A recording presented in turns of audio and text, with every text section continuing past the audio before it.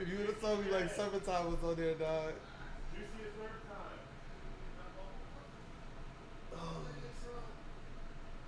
It's time to wake up, Woodward. The most listened to Detroit sports morning show is about to start. Start your day with a warm cup of Flannel Sam. Or how about a full cup of Detroit Kool-Aid? Oh, yeah. Mix in a little JB, and you got yourself the breakfast of champions. Live guests, fan reactions, and updates for your favorite teams. Wake Up Woodward is live now on Detroit's #1 sports network, Woodward Sports.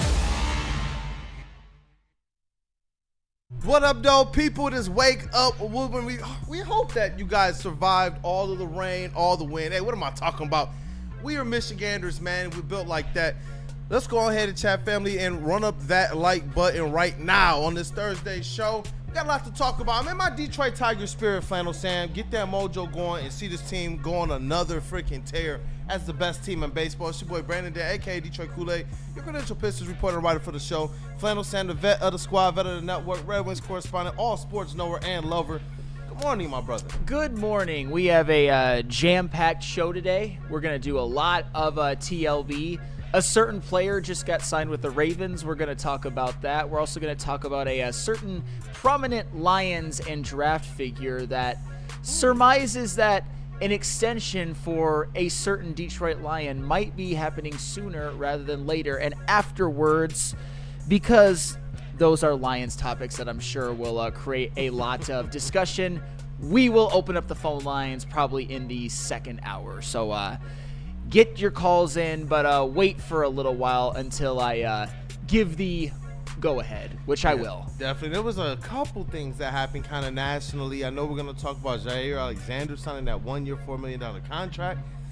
JB Smooth, I saw your video, man. Voice of reason. You might have had, I think you were spitting some fire, but I know we're going to probably let the chat family decide too. The Lakers getting sold for $10 billion? Yeah. That's absolutely insane. It got me to thinking, like, is there anything in the world that I would actually spend $10 billion on? There's a lot. That's a scope that I can't even, my brain can't even wrap my head around. $10 billion. For $10 billion. I probably would if I had $10 billion of disposable income. Just to do it. Oh, yeah. Oh, your mic, Chase. $1 billion is equivalent to 33 years. What'd you say? It's like 33 years is like 1 billion seconds of like time. That's absolutely insane, man. Or it might be like 11, but it's still it's several years. Man, now Flannel got me thinking if he did buy the Lakers, how that team would look. Bronny at point guard. LeBron.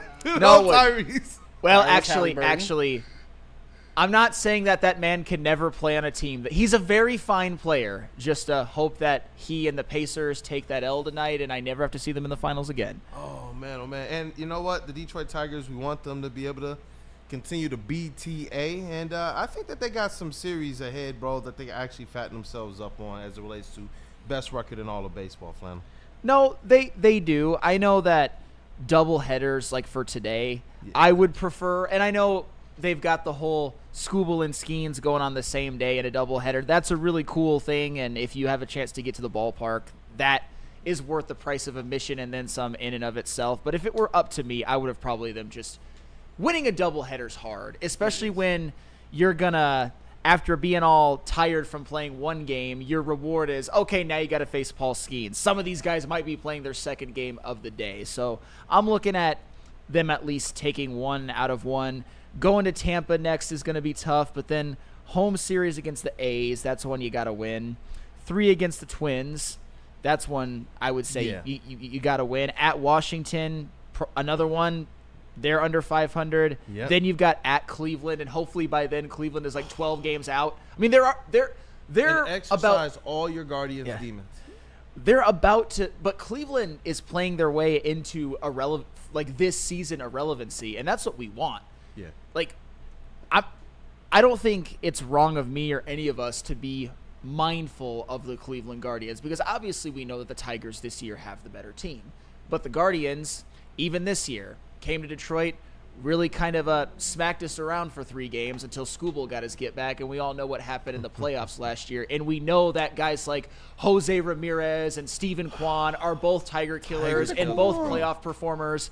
So yeah, let's just keep rendering the Guardians irrelevant. Yeah, and I'm just looking forward to them having one of those just absolute great series against the Guardians.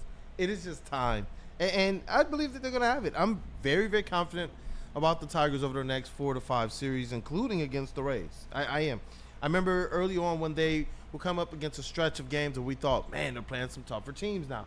And they went in and absolutely handled them. I think they went like 5-1 or something like that over the something over the 2 series back to back. And that's kind of how I'm feeling here when you look at what they have just ahead with the Rays. But got to handle business first against the Pirates. And then, you know what, fatten yourself up, get this lead a little bit wider, and give yourself more of that opportunity realistically like they have throughout the season to give your guys rest. If there's an injury, to give yourself extra caution. Because I do believe that at this point in time, aside from trying to maintain pace as the best team in baseball, you also want to make sure your guys have stamina. You want to make sure that Scooble is able to go farther than he was last year, because everybody was in agreement. He did put it all out there for the Tigers, all playoffs, but that last game, you could tell he just didn't have that extra inning to go. 100%. And that's where, and you can even tell with some of the bats. Even Torks cooled off a little bit from the tear he was on during the regular season to help the Tigers get to that point. So I do want to see the Tigers get to a position where they have such a good lead and they're comfortable, not just in their division, but in the AL, that they're able to give some guys some rest. They're able to strategize to be able to make sure their team can be in the best place stamina-wise and health-wise going into a playoff run. Yeah, and I'm looking at the standings right now. The Guardians, they're 9 out. Twins are 10.5. Royals 11. Sellers, bro. I mean, as I said, the Guardians, they need to, for their sake, get on a run soon, or else they're going to play themselves out of it. And then, I mean, they're already like teetering on being out of it. 9 games is a lot to potentially make up. But I'm looking at, I know we went over briefly their next batch of games. Between today and the Guardians series, the Tigers have 14 games. Pretty winnable. Most of them against under 500 teams. I would say 9-5 minimum in the next 14. If the Tigers can go 9-5 in the next 14 and then use that and go to Cleveland, hopefully extend their lead a bit, I'm happy. Anything above that, though, I mean, it wouldn't shock me, though, if they went 10-4, 11-3, although that's a big ask, but they're the best team in baseball. Yeah, and I wanted to ask you, who on the All-Star bubble right now do you believe, and it can be multiple players, are going to help themselves over these next stretch of games the most? I don't think Riley Green's on the All-Star bubble, but he's just in there. But here's the thing, and I've mentioned this before. It's still early enough in the year to where, let's just say, knock on wood, obviously, if Riley Green goes through a bit of a slump, if Spencer Torkelson goes through a bit of a slump, Dylan Dingler, even with his not hitting woes lately, but his numbers have dipped a bit to where I don't know if he'll make it. Everybody's a slump away from being borderline, but I think, except maybe Gleyber Torres, because second base is such a weak position. Or if you're Javi Baez, you're a hot streak away from being right back in. So let me hear your current locks right now, and then let me hear who's on the bubble for you. Current locks for All-Stars? Is it just Torque and Green for you? I'm putting Green in there. Honestly, lock. If you're talking about lock. Tarek Skubal. That's it? Lock. Wow. Lock. Not even I'm talking Riley lock.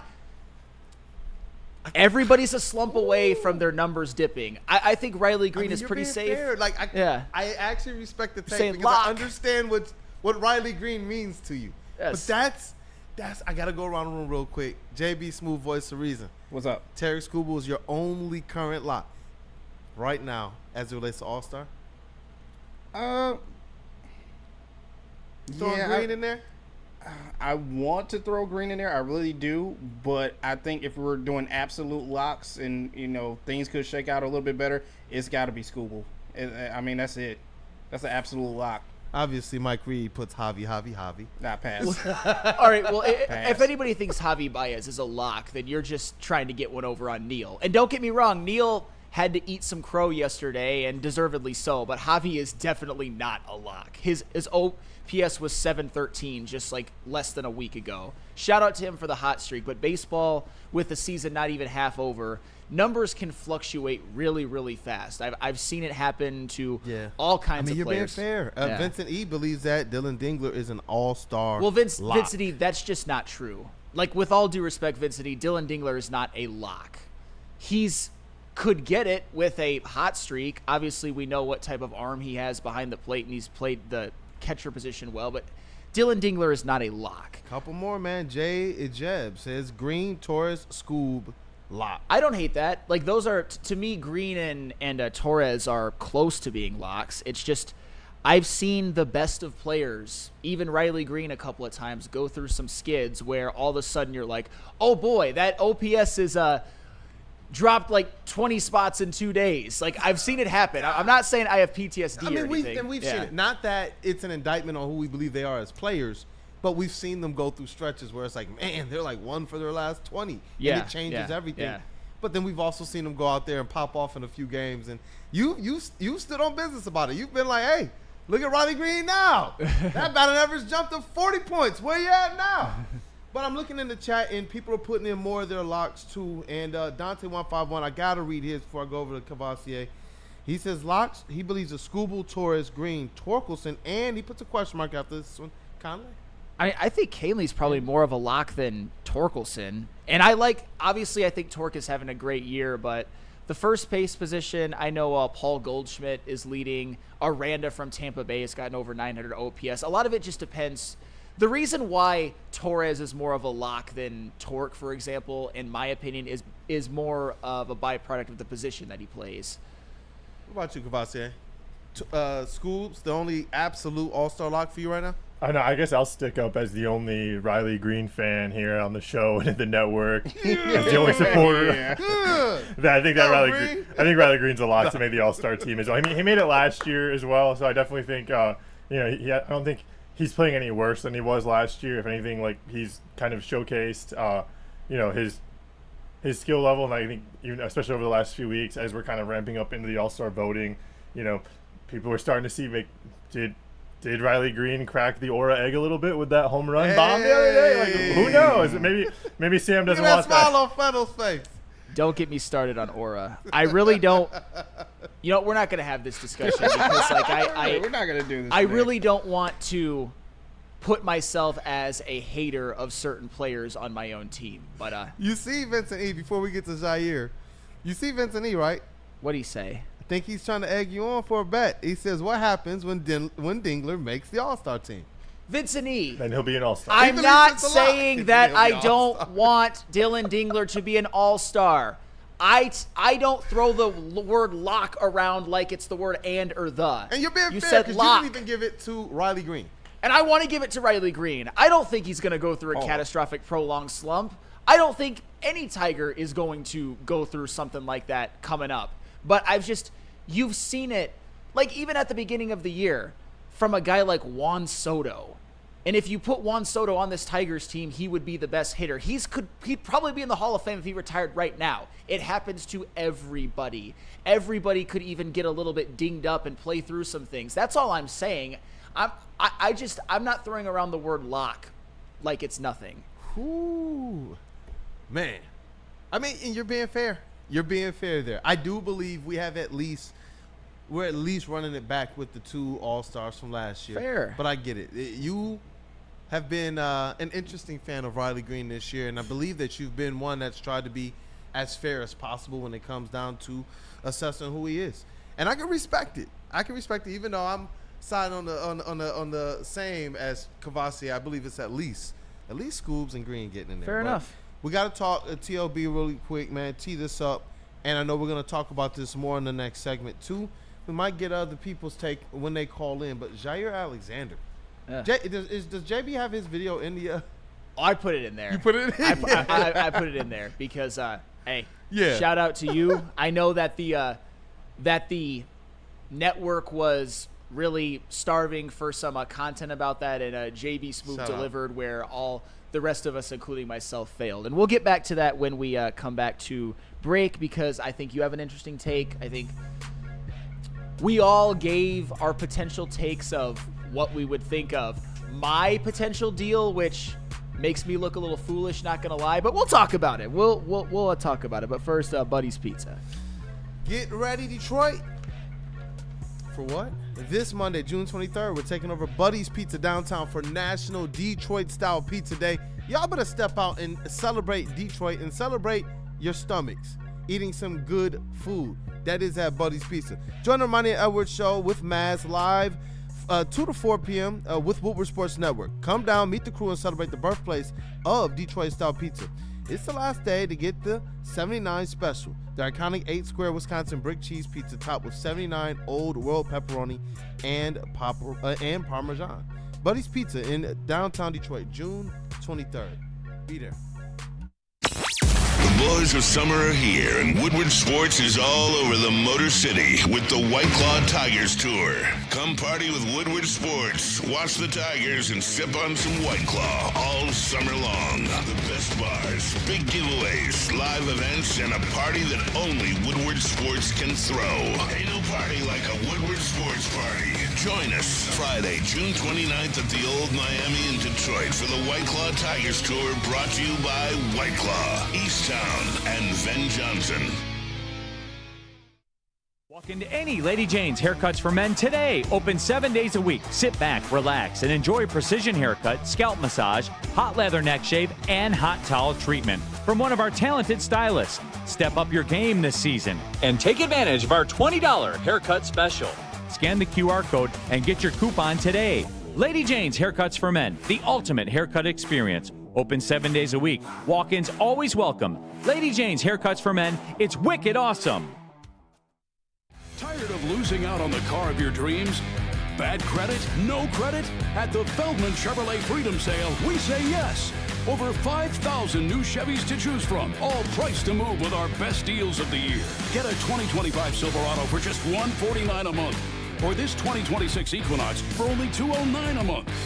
When other dealers say no, Feldman Chevrolet says yes. Don't miss the Freedom Sale, going on now at Feldman Chevrolet, Michigan's #1 Chevy dealer.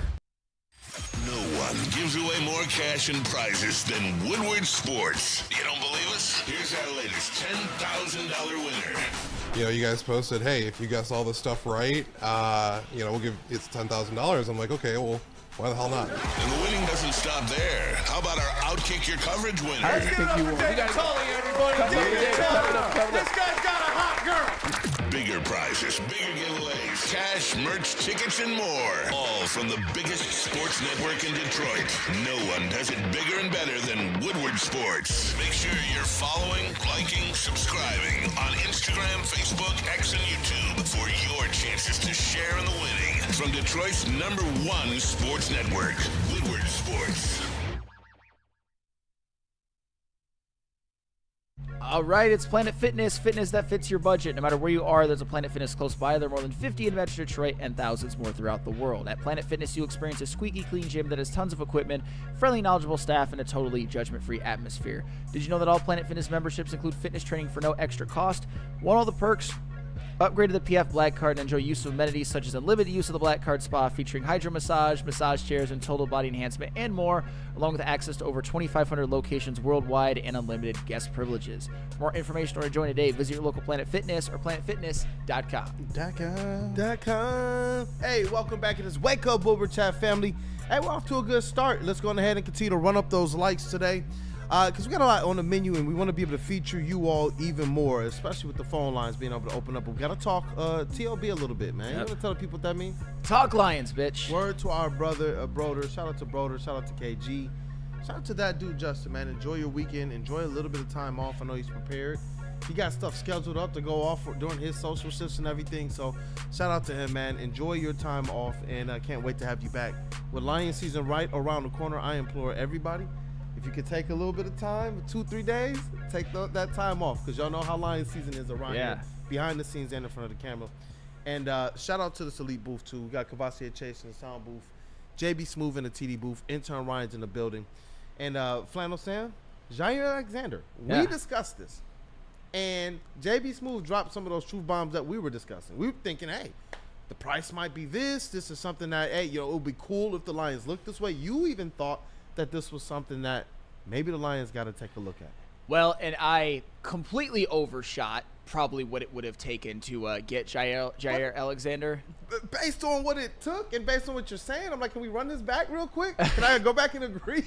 Well, to be fair, I think that Jaire Alexander wanted to be in Baltimore. He's college teammates with Lamar Jackson. And obviously Baltimore, I get it. that's a good situation. You know that if you go to the Ravens, you're going to get a chance to play for the Super Bowl because the Ravens are always good. I think they've earned the respect. As in the regular season, you can pretty much pencil in 11, 12 wins, an MVP caliber season from Lamar Jackson, a good defense that's well coached, a secondary with a lot of talented players. I definitely understand why he did that. However, the contract, 1 year, $4 million with a potential $2 million in playing time incentives. I'm quite frankly shocked that he took a contract that low, but our very own JB Smoove had a take on it. If you want to go ahead and play that and then respond to your take. Yep.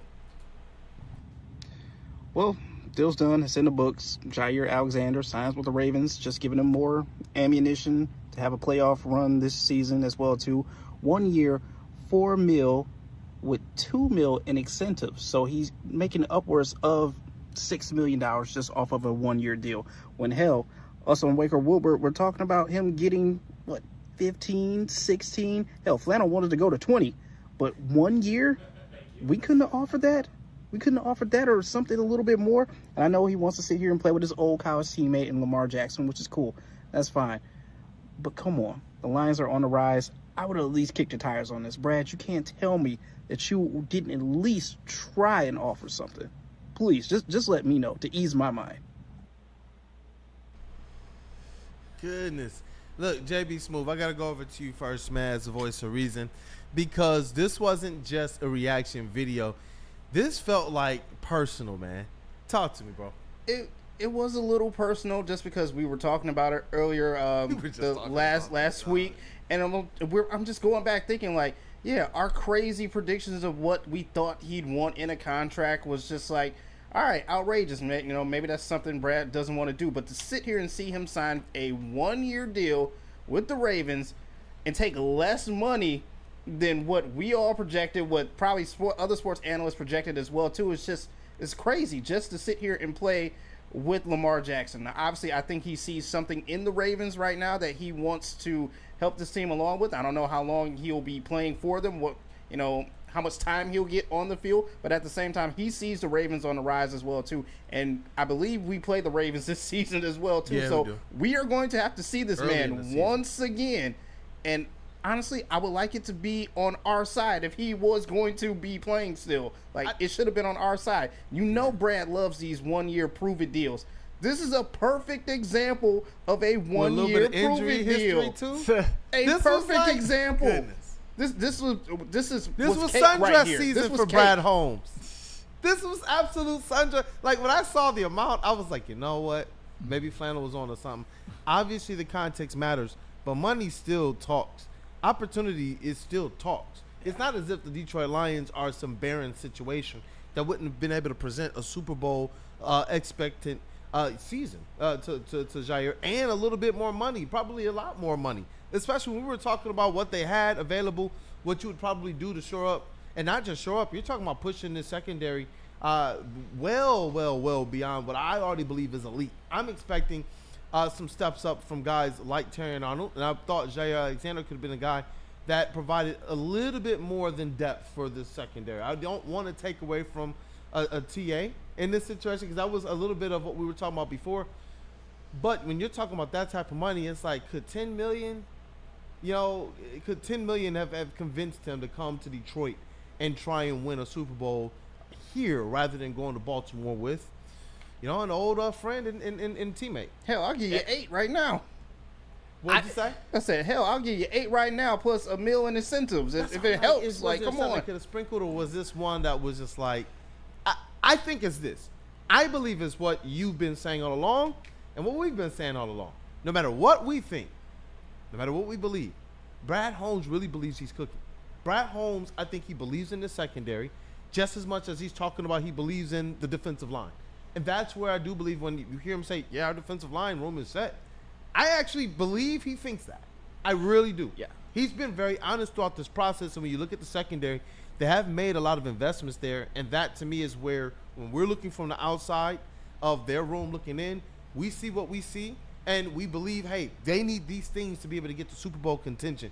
But Brad Holmes throughout this process has been stoically petty, and stubborn to his own path, and who can question that with the results and the success they've had, even when they got decimated, they still found ways to get to 15-2 and gave themselves a great shot at the postseason. And here's the thing, and this is where I think me and the chat will never ever kumbaya whatsoever. And this is not even just for this particular case. It's a philosophical thing.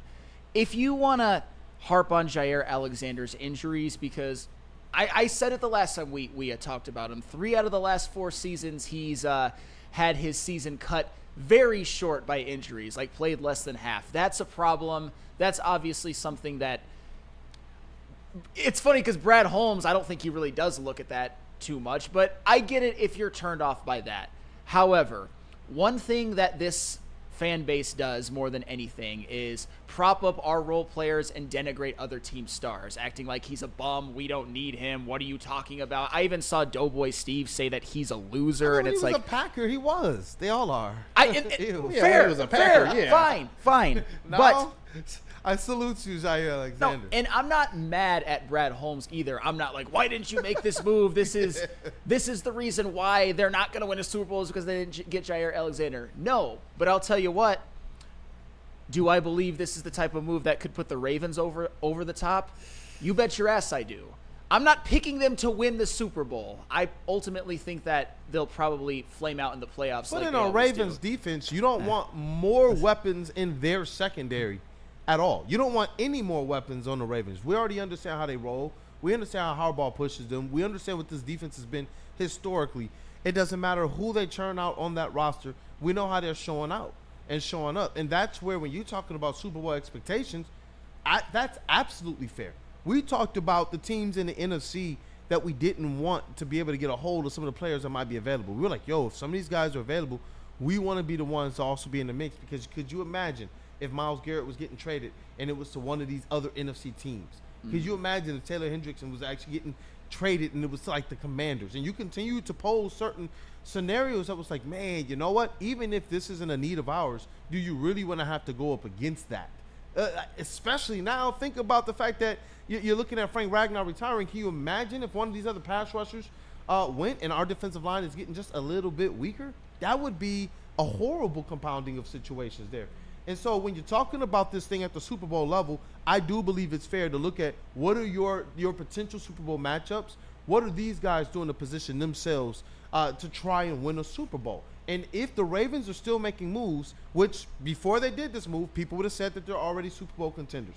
After they make the move, all people will be able to look at and say is they're trying to do things to make sure they can push those chances up and give themselves greater chances than they probably had prior. And that's where I'm in lockstep with you. I trust in Brad, and I do believe that Brad believes in what he has. I believe in TA. I'm waiting to see what Ennis Rakestraw has, but I'm going to give him some, the chance to prove himself. I believe in some of the additions they've made. And then obviously that safety tandem back there. But this is where I do understand when you look at what some of these other teams are doing. We talked about teams that are winning championships all over the other sports, realms, from hockey and baseball and all this other stuff and basketball. And we're looking at the moves that they're doing. They already were contenders. They were already teams that were going to be able to get somewhere, but they still went and made that extra move. And even we hear the Tigers saying the same thing. Scott Harris didn't say, we're not World Series contenders as is. He said, no, we're World Series contenders. But because we are, that's making us more aggressive at our trade deadline approach. And so from that perspective, I kind of get what you're saying. If you could find a way to get players like that, that was a layup, man. If you're talking about you might have a handshake deal with Big Z, and you could have gotten potentially a player of Jaire's caliber to help push you over the top. Not that they're not already Super Bowl caliber. Well, and this is where I have to say this as well. And this is just my prediction.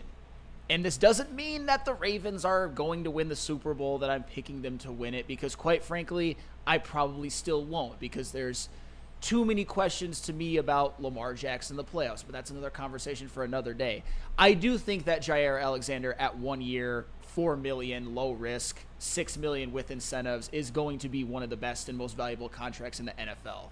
And quite frankly, I'm surprised that Jaire Alexander took it. I think that this tells you something about who he is as a person, who he is as a player, and maybe he's looking at himself in the mirror a bit.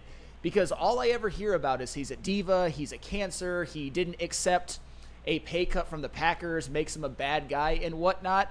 But this tells me that Jaire Alexander understands that if he balls out, if he plays under this cheap contract, if he has a great year, if he stays healthy and the Ravens make a deep playoff run, that this is his chance to get a bigger payday after the season.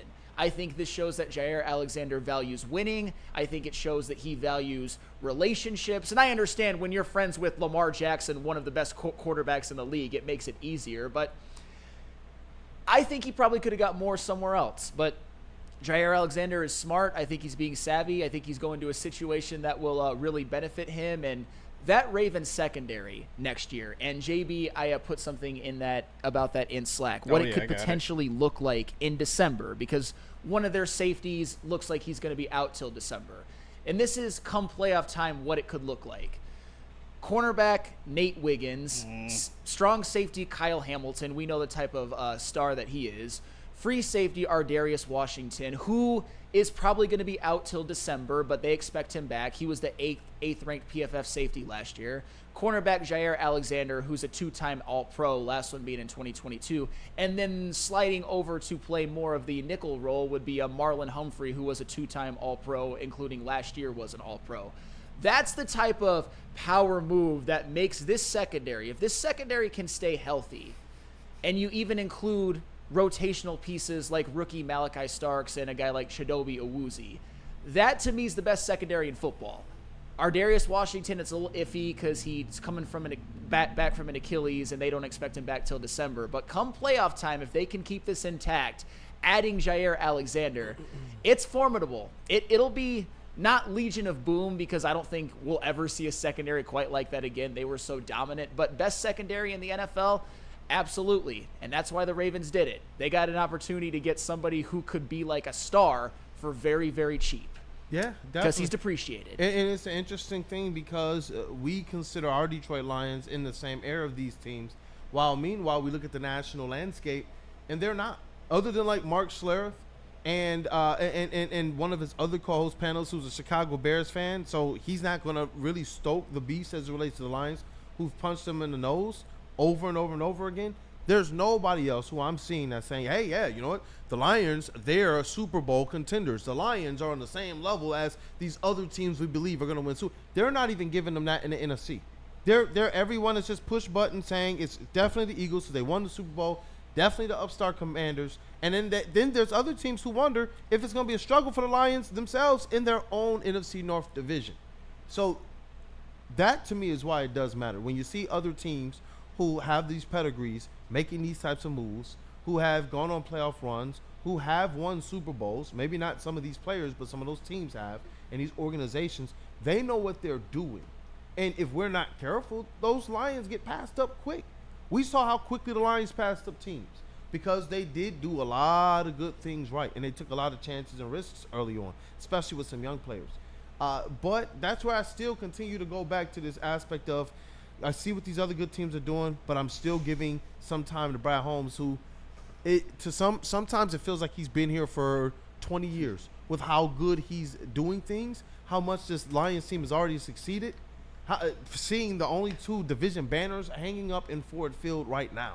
And so that's the other component of it where I'm just like, you know what? I do believe that Brad Holmes is one of those guys who can do it his own way, but this is going to be that biggest year, the biggest season, obviously, because this is the one that culminates in you're going to rely on draft picks. You're trying to rely on keeping this thing together. You're trying to rely on you're handing out now big contracts. These weren't things that he had to deal with at the beginning of it. Now he's having to deal with it. And I do believe the Lions, me personally, I believe that they are Super Bowl contenders. I believe that they still are NFC contenders and that they're going to show out quite well. This is just a situation where I do believe a guy like a Zadarius Smith, a guy, someone else to help either in the linebackers or along the offensive line, something like that. These things do help the Lions as it relates to a Super Bowl pursuit. Sure, and this is all that we're talking about, and I'm been consistent about this. I think Jaire Alexander would come in to the Lions and be the best corner on the team. You've been consistent about that. I'm not as concerned with diminishing Terrion's role a little bit, although I think he could be a really valuable rotational piece. Although we know it's not going to happen, he's going to be the starter. But Cody Ingle, again, I feel like we agree on almost nothing when it comes to the Lions. When I was talking about the Ravens and how it could be the best secondary, he puts "could be" in quotes. Here's the problem with that. Kyle Hamilton and Marlon Humphrey were first-team All-Pros last year. Nate Wiggins, whether you like it or not, put up better numbers from the cornerback position as a rookie than Terrion Arnold did. Jaire Alexander has been an All-Pro when he's been healthy. But at the very, very least, you know the type of player Kyle Hamilton is. You know the type of player Marlon Humphrey is and still is, or was and still is. There's a lot of knowns. There's a few question marks, like Ardarius Washington's injury. I get that. Malachi Starks is a rookie. I understand that completely, but it's not just like there's a lot of ifs that have to happen. There's some knowns. There's a lot of knowns. That Ravens secondary was one of the best in the NFL last year, and they just got some reinforcements. I see Chuckle Cheese in the chat. I don't see how anybody could think that this team, regardless of the schedule, is going to take too many steps back. They're too good and they're too deep. Well, that's the thing. Everybody that you guys would probably consider to be analysts and experts well above us, they're saying these things. That's what they're saying. The people who believe they're not going to take too far steps back are literally people like Flannel and myself, who believe that this team still has a division ahead of them, who still do believe that this team is going to be major contenders in the NFC and contenders at the Super Bowl level. We've consistently been on the side of that this team, as currently constructed, is Super Bowl level, but we also saw that there's a level beyond. This isn't, to me, about if this team takes steps back in the regular season. I don't care if they win 11 games and win the division. That's not a step back for me. For me, a step back is where we start to judge them in the playoffs, if this team gets to the Super Bowl or not. And that, to me, is where I believe the mindset has to be. But I continue to give, like no matter how I feel about things should go, I continue to go back to this. I do believe Brad has given himself the ultimate flexibility at the trade deadline because he rolls by this philosophy. We don't know what the needs are going to be. We don't. We looked at the draft, and I wonder how many people, if they knew what Frank Ragnar was going to do, some people who might have thought we need to double up on the defensive line early. I wonder how many people changed their perspective on some of these picks on Rutledge once Frank Ragnar retires, and then they understand, because Brad said it. He was like, man, look at all you guys. You guys were talking about the JAMO pick. And then all of a sudden it became a need, but at a time later than when we drafted him. So it's like I continue to kind of bounce back and forth with that. And where Brad is shown to have this pulse over the team, that's where I'm like, okay, I can breathe a little bit. Because as fans, we all going to have our opinions. Chat going to disagree with us. We're going to disagree with Brad. They're going to disagree with Brad. We might disagree with them. But at the end of the day, I have found this place of where I see some people losing their cool a little bit with Iserman, both chat family, both media people, both as well as national people. With Brad Holmes, it's more or less where we're like, you know what? Based on the landscape, this is an opinion we think would work. But I haven't seen anybody who, even with those takes, who haven't still tipped the cap to Brad, except for a few people.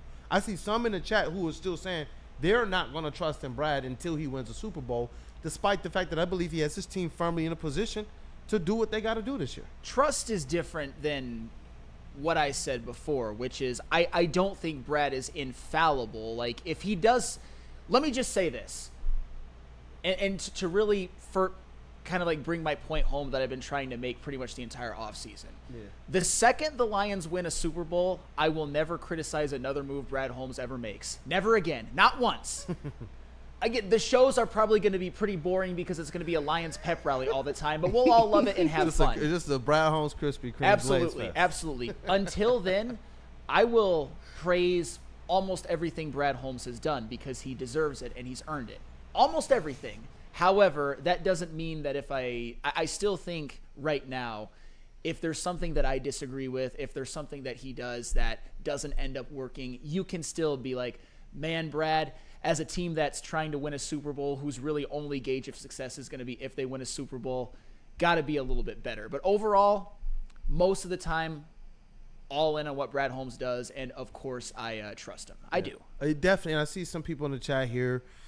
Cody Ingle, maybe Alexander only wanted to go to Baltimore. And that's fair. That is very fair. I mean, he took peanuts for him.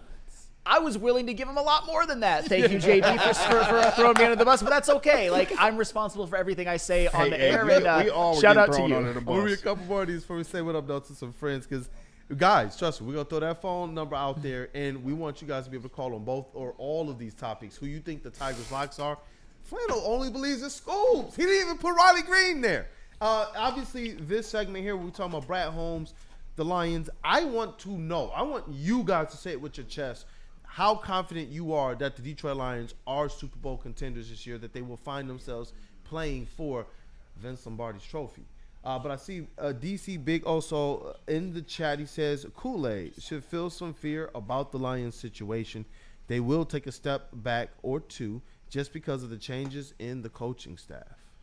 I mean, so there's still some people who do believe we should have some fears, but I've seen this team battle and go through so much adversity, whether it be injuries to stars, injury to your depth, injury to your whole defense. I've seen this team go from, we were questioning. I remember asking this in the beginning of the Lions season, do the Lions have the best safety tandem in the NFL? And even the chat was like, oh, Kool-Aid, man, we continue to learn ball because that ain't it. And by the end of the season, they got the best safety tandem in the NFL. There are some great things this team has as it relates to overcoming adversity, overcoming the history and the stigma of the Lions. And I love the fact that Dan Campbell called that out. Who was here when we were trash? Yeah, that ain't us no more. Even Jared Goff said, yeah, we understand the connection, but we don't wear that. We're something completely different. And so as I see this team continue to overcome adversity, see this team only continue to win more and more games every year, see this team continue to not lose back-to-back games, win all your division games, win all your road games while you're banged the frick up. That to me is where it's just like, where am I supposed to have this fear? Where am I supposed to have this, the Lions are going to, they're coordinators. Who that Dan Campbell found? I remember what people were talking about Ben Johnson early on. I remember what people were talking about Aaron Glenn, even almost all the way up until the end. Until they started to realize, with all of our defense depleted, he still had this defense. I mean, then people wanted to start to say, oh, shout out to Aaron Glenn. Before that, it was 2 years, a couple years in a row of a lot of people saying, he ain't him. So it's like, I've seen this team overcome. I've seen this team rise to the occasion. I've seen this team go well beyond the level of what people think they are. We've seen them overcome an injury to Hutch, who was on a absolute, what I thought was going to be a historic tear from the edge position. So that's where my confidence comes from as it relates to not fearing. Like the whole aspect of Stoke not scared, I'm so serious. Until this team falls on its face, you got to at least lose back-to-back games. Bro, listen, I get it. But they haven't lost back-to-back games literally in 2.5 seasons. That's insane to me. I think the fear honestly comes from, and I'm not saying me, I'm not saying the majority of you, is the fact that the expectations are sky high, and we know that they're not going 15-2. And if they do, you know what? Fine, you can come back to this and say that I was a dumbass. But I think we can all agree that they're not going 15-2. But no. Us as Lions fans, we're going to have to accept that. We're going to have to realize that regular season losses on a macro level, as long as they take care of business overall and win the division, do not matter. You might go into Kansas City and lose, for example.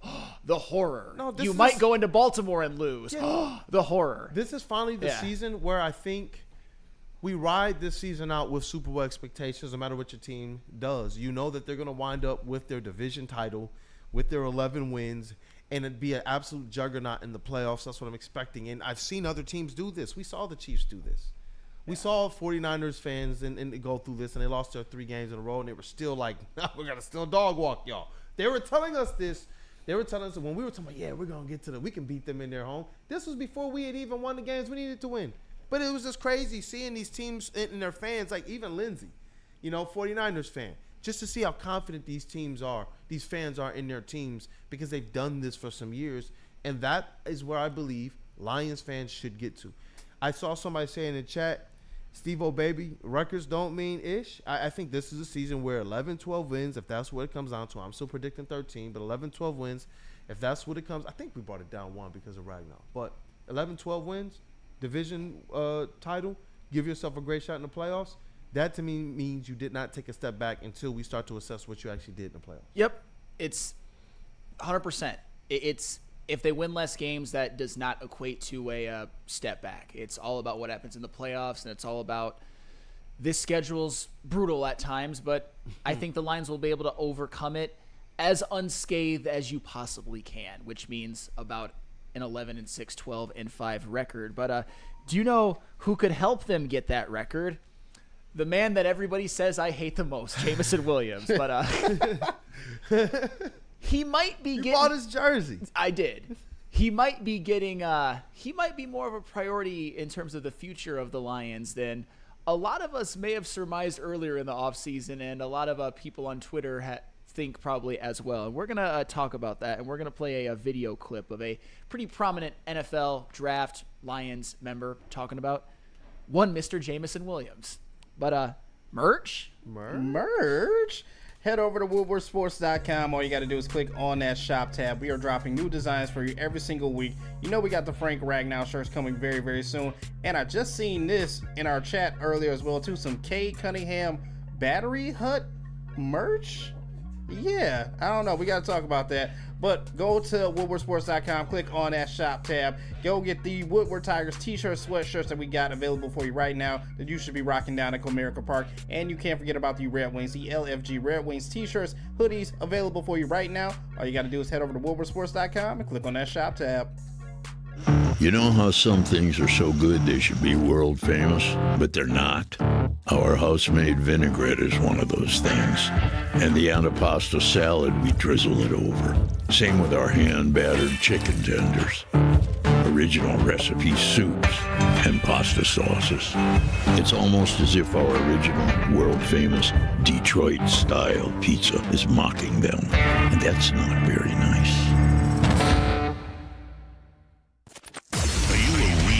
Detroit sports fan, Woodward Sports is here to give you all the Detroit sports you can handle. Weekdays, make sure you're locked in on Wake Up Woodward from 8 a.m. to 10 a.m. Followed by Big D Energy with Neil Rule and Darren McCarty from 11 a.m. to 1. Up next, you can't miss Ermanni and Edwards with Maz from 2 p.m. to 4 p.m. And finish the day out with the bad boys of Detroit sports media, the Woodward Heavyweights from 5 to 7 p.m. Okay, wait, that isn't enough for you, you sports freak. Check out Woodward Wings, Woodward Ringside, and the Lions Weekly Update every Sunday with Broder, Terry Foster, and Sean Belegian. Subscribe on YouTube for all our great content, and make sure you're following on all social media: X, IG, Facebook, and TikTok. You want sports? We got you covered. Detroit's #1 sports network, Woodward Sports.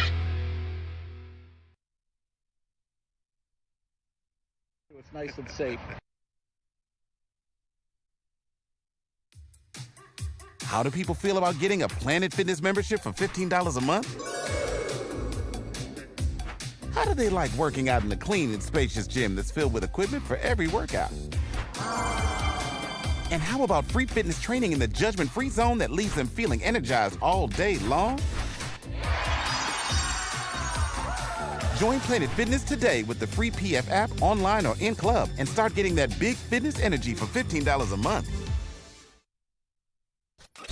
A ton of fun, a ton of sports, and a ton of man meat. Welcome to the Woodward Heavyweights, live daily 5 to 7 p.m. on Woodward Sports.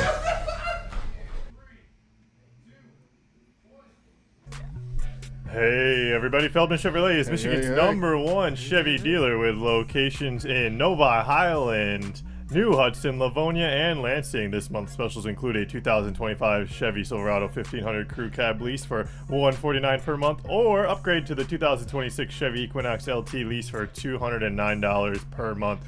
Feldman Chevrolet, check them out. Vroom, vroom. Check them out. We are back as Wake Up Woodward Chat family. Go ahead and smash that like button if you haven't gotten an opportunity to. Subscribe to Woodward Sports. It goes a long way to help not just us, but the entire network. Big the energy, E&E, and the extravaganza that is known as the Heavyweights. But we're still talking about those Lions. And there's a little bit of news as it relates to Jameson Williams, or some news that we might be able to expect soon, Final Sam. Ooh, yes. All right, so Jeff Risdon, and for those of you who don't know Riz who Man. Jeff Risdon is, I'm sure most of you do. Let me make sure I pull up everything about him. He's the managing editor for the Lions Wire and the Draft Wire, and he's the co-host of the Detroit Lions podcast.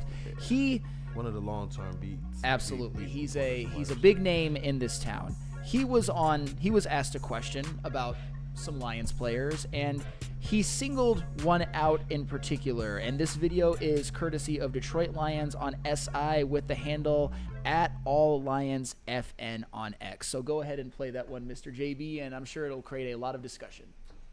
Next player most likely to get extended. And Sam gave me 3 choices: Jake Bates, Brock Wright, Jameson Williams. JAMO is getting done sooner than later. Very, very, very extraordinarily confident on that. Ebulliently confident on that. Sheesh, the level of confidence he has. It actually has me pretty fired up because we've been talking about, can this team keep all of these players? Will they be able to keep guys like Kirby and guys like JAMO? And then what they do? Splash! Here you go, Kirby. And now you have Jeff Risdon, who we know is close to the situation, saying, oh, no hesitation. I'm completely confident. Completely confident. That actually gets me fired up. I want to keep our guys here, especially the ones that are putting in the work, that have continued to, he's worked at becoming, growing through, I guess, his immaturities, as Dan Campbell will say, while also growing through certain aspects like injuries. Now he's put himself on the map, and I believe that the sky is literally the limit for Jameson Williams.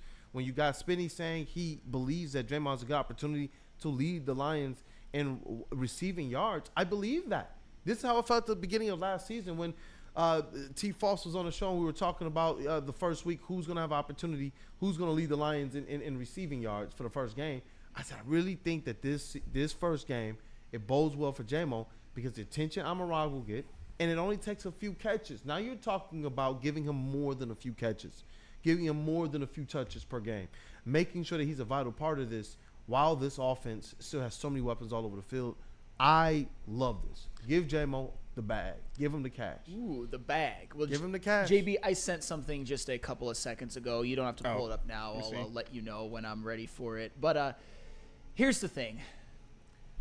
Jameson Williams might be able to be had for a discount if the Lions get the deal done right now. Because as great as he was last year, he had his first 1,000-yard season. I give him a ton of credit for that. I got his jersey because of it. He hasn't had – there's more to go. People at this network, it seems almost like common knowledge that, oh, yeah, Jameson Williams is going to be an all-pro. He's going to have 1,300 yards. He could lead the Lions in receiving yards.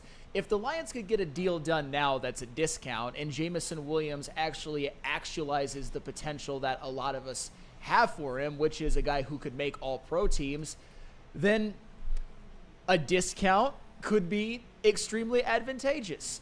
I, for a long time, thought that he was somebody that maybe the Lions don't extend, but if he actually actualizes his potential and is maybe I wouldn't say the best offensive player, but he certainly has that kind of potential on a team that has a great offense and wins the Super Bowl, there's a chance that an extension right now would actually be the best option for the Lions, especially if they trust him. If they trust that some of the immaturity is behind him, if they trust that he's somebody who takes the craft seriously, which I believe he does, why not?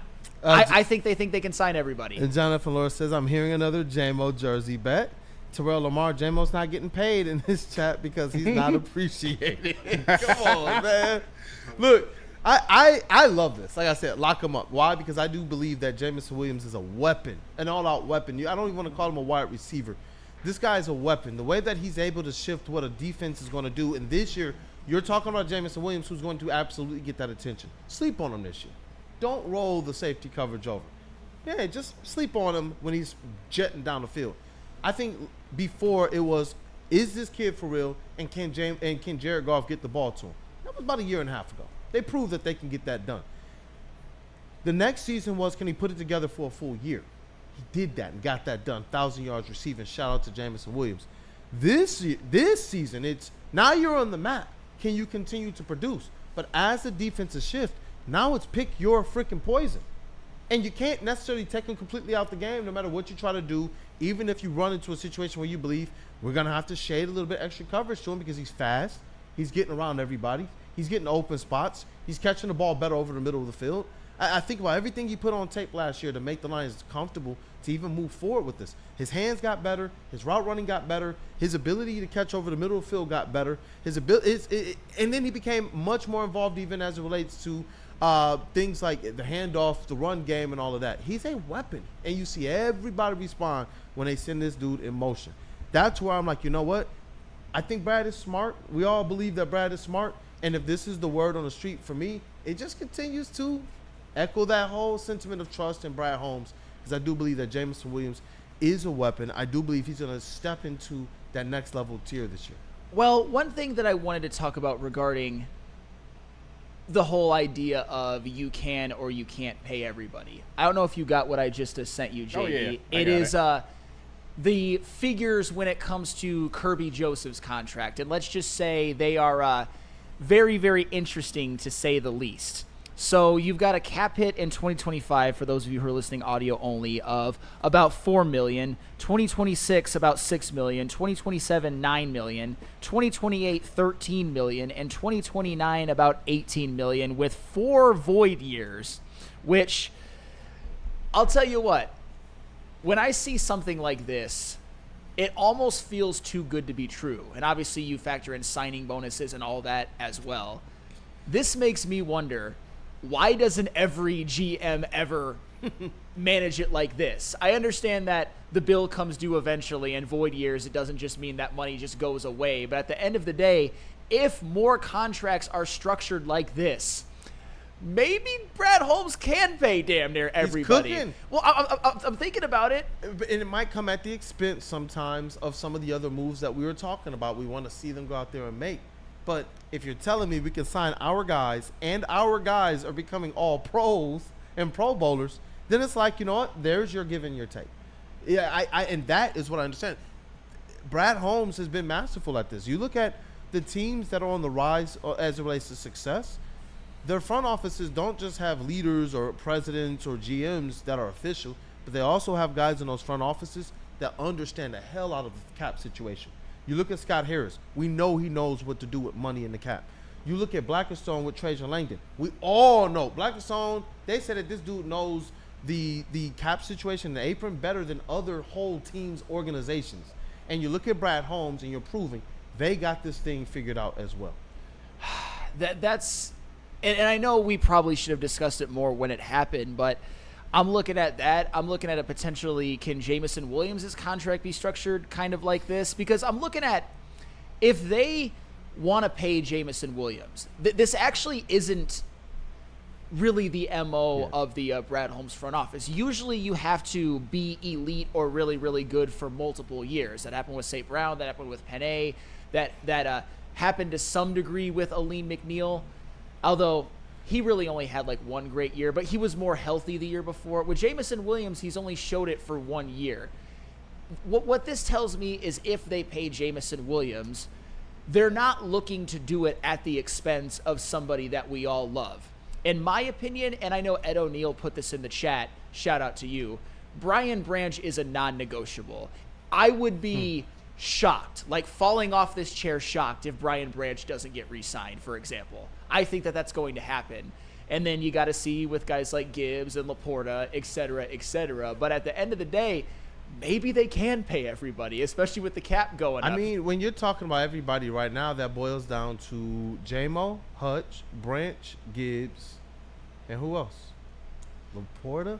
I mean, well, that's the question. But because there's if they're actually set up, if that's the core of your team, they're set up really well to make sure that they can actually bring back everybody. Now, the parts and the pieces around them, those things might change. There might become a day where Jahmyr Gibbs is literally the feature back in that backfield alone. There might come a day. And that's what I'm saying, as this thing moves forward. And so to be able to know, though, that you have that core locked up, that to me is where Brad Holmes is cooking, because it's like we say, yes, so they have an opportunity to go out there and bring in a Big Z or even add an even better edge rusher. If they want to go out there and pay the price, they can. And they can do something that a lot of other teams do not do or don't have the luxury of. But if they don't do that, guess what? Well, they're still designed like other teams. They have one good pass rusher and a decent interior, but their guys are just better than other people's players already at this level. So they have an opportunity to play with fire, but with what Brad Holmes is already cooking with, it just, I don't know, it continues to make me excited about the prospects of locking up our young core, which I believe he's given himself a great opportunity to do. The guys left waiting for their money, I think when you look at it this way, they don't even have to worry. They don't even have to have the concern. They just know, you know what, just go out there and ball. They even look at a guy like Hutch who got hurt.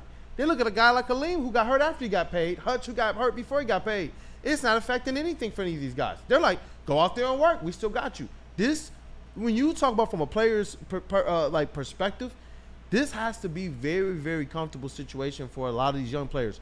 You look at even some of the guys on the fringe who are like, Brad's like, hey, I'll give you a proven deal too. And I'll give you a 1-year deal as well. I think that this is a good situation for our young guys to be able to come and just focus on balling out and getting as good as you can, injury or not, expectations met or not, just go out there and ball out. And Brad Holmes has put himself in a position to pay those guys who do. I'll tell you what, if they're going to pay everybody, that would make it even more, I think, advantageous for them to give Jaire Alexander a cheap 1-year deal. All right, we're back on that again. I know we lost half the part. No, but for real. And here's a couple of things that were mentioned in the chat, because that might be the type of things that the Lions need to do. Get people on the cheap, some depreciated guys if they choose to sign everybody. You look at Cody Ingle and Dante 151 back-to-back. I think these are very interesting. Cody Ingle, a running back, is last on my list. Wow. Dante 151. Could Anzo be the odd man out? See, Anzalone, I think with Alex Anzalone, he's going to end up making something that is reasonable. I don't think he's going to break the bank, because at the end of the day, he's obviously, his production would dictate that he's probably worth more than he's going to make, but he's also in his early 30s, and I think they'll get something done that's not crazy, and they could still manage that. With running backs, let me just say this. A couple of years ago, during this time period really between Adrian Peterson's prime and what we have now, it did seem like running backs were depreciated all across the board. However, we're seeing guys, and also it speaks to short careers. Like you saw, probably one of the most famous examples recently is Todd Gurley. He gave the NFL 5 really damn good years, and then he was finished. You go back to guys like Jaire Alexander, Priest Holmes. They gave you their prime, which was short, and then they were basically finished, because running back is a very hard position to play. You take a lot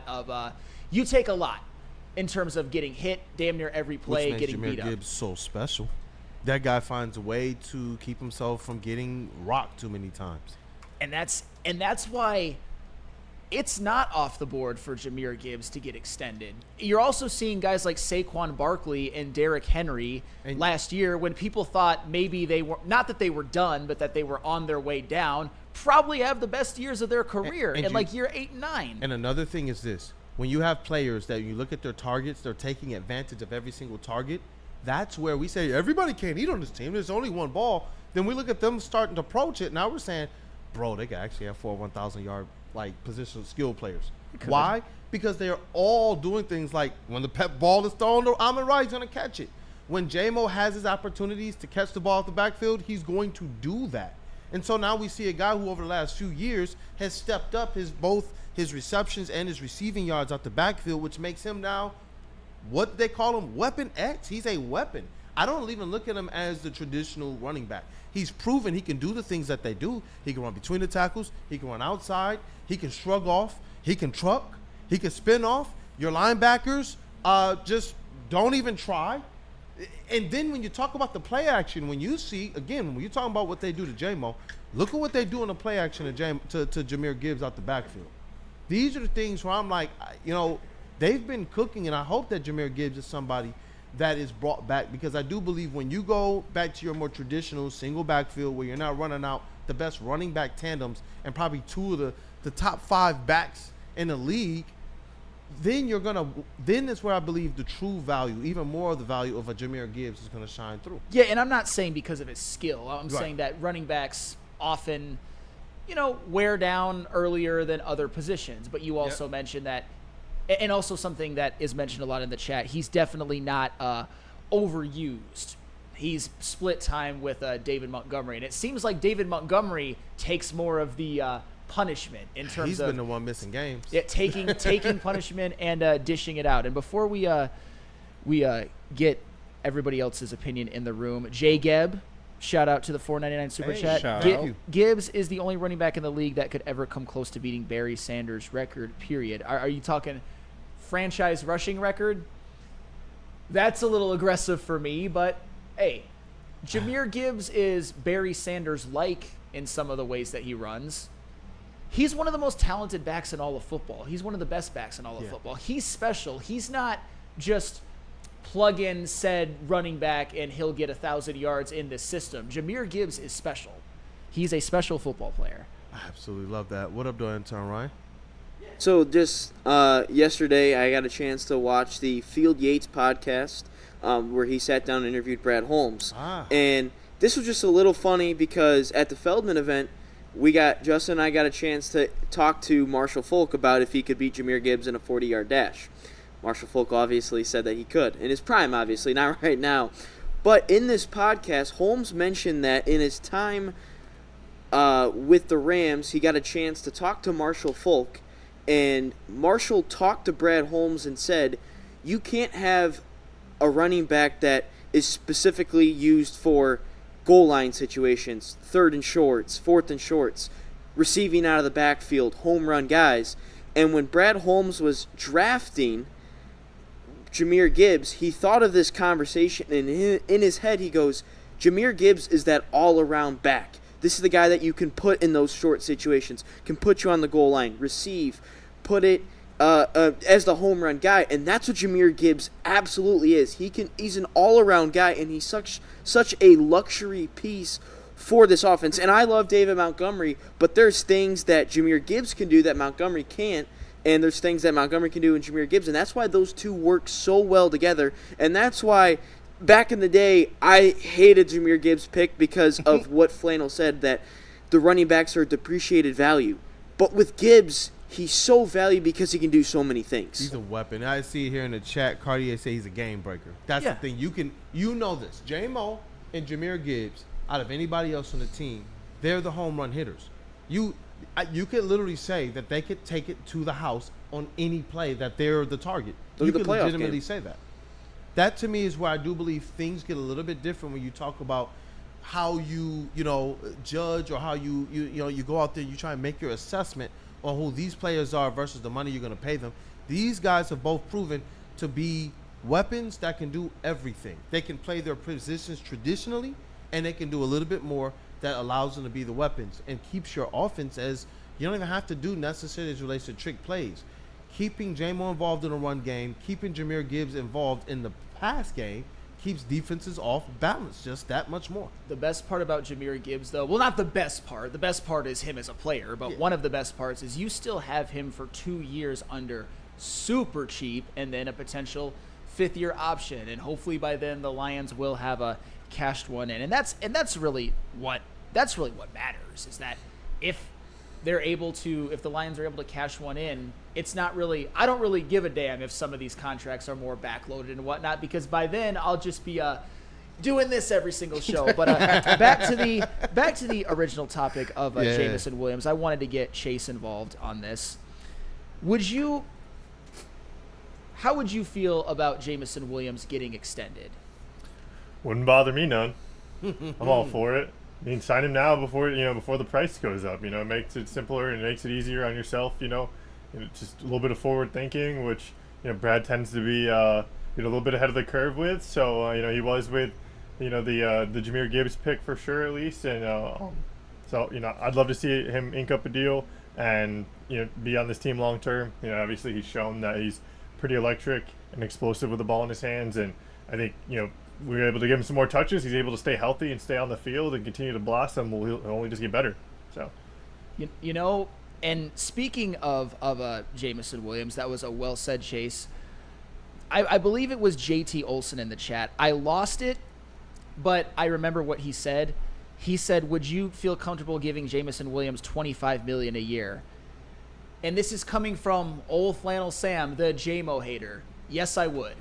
100% I would. $25 million a year is potentially a bargain. That would make him, let me just do a little calculations. According to my calculations, no, but for real. The 14th highest paid wide receiver in the NFL, according to AAV. The 14th. And a lot of people in this room, I think a couple people in this room and a lot of people on this network, a lot of people in this chat think that Jameson Williams is going to be an all-pro next year. Some people even think he has potential to be first-team all-pro, and I see this from WeezyD313 in the chat as well. Pay him now before he has a 1,300-yard, 10-touchdown season. He can have that next year. And that's what I was saying at the very beginning. Because, yes, Jameson Williams absolutely broke out. He had his 1,000 yards. But there's more that you can tap into. He could be a guy that gets almost 70 receptions. He could be a guy that's top 5 in the NFL in receiving yards. Especially when you have a Brad Holmes who's been able to go out there and find your 3 and 4 wide receivers on some budgets, man. And they come in and they actually perform. I like what you get out of your guys like Raymond and out of Patrick. And I believe that as long as you can continue to hit on those guys at a discount, then it allows you to be able to carry the bag as it relates to your number 1 and your number 2, because you know that you're getting just a little bit more. Amon-Ra is going to be your sure-handed possession receiver. That is your dog. And then JAMO is the guy that you're sending out, not just as it relates to taking the top off of a defense, but also how you start to get versatile with your offense.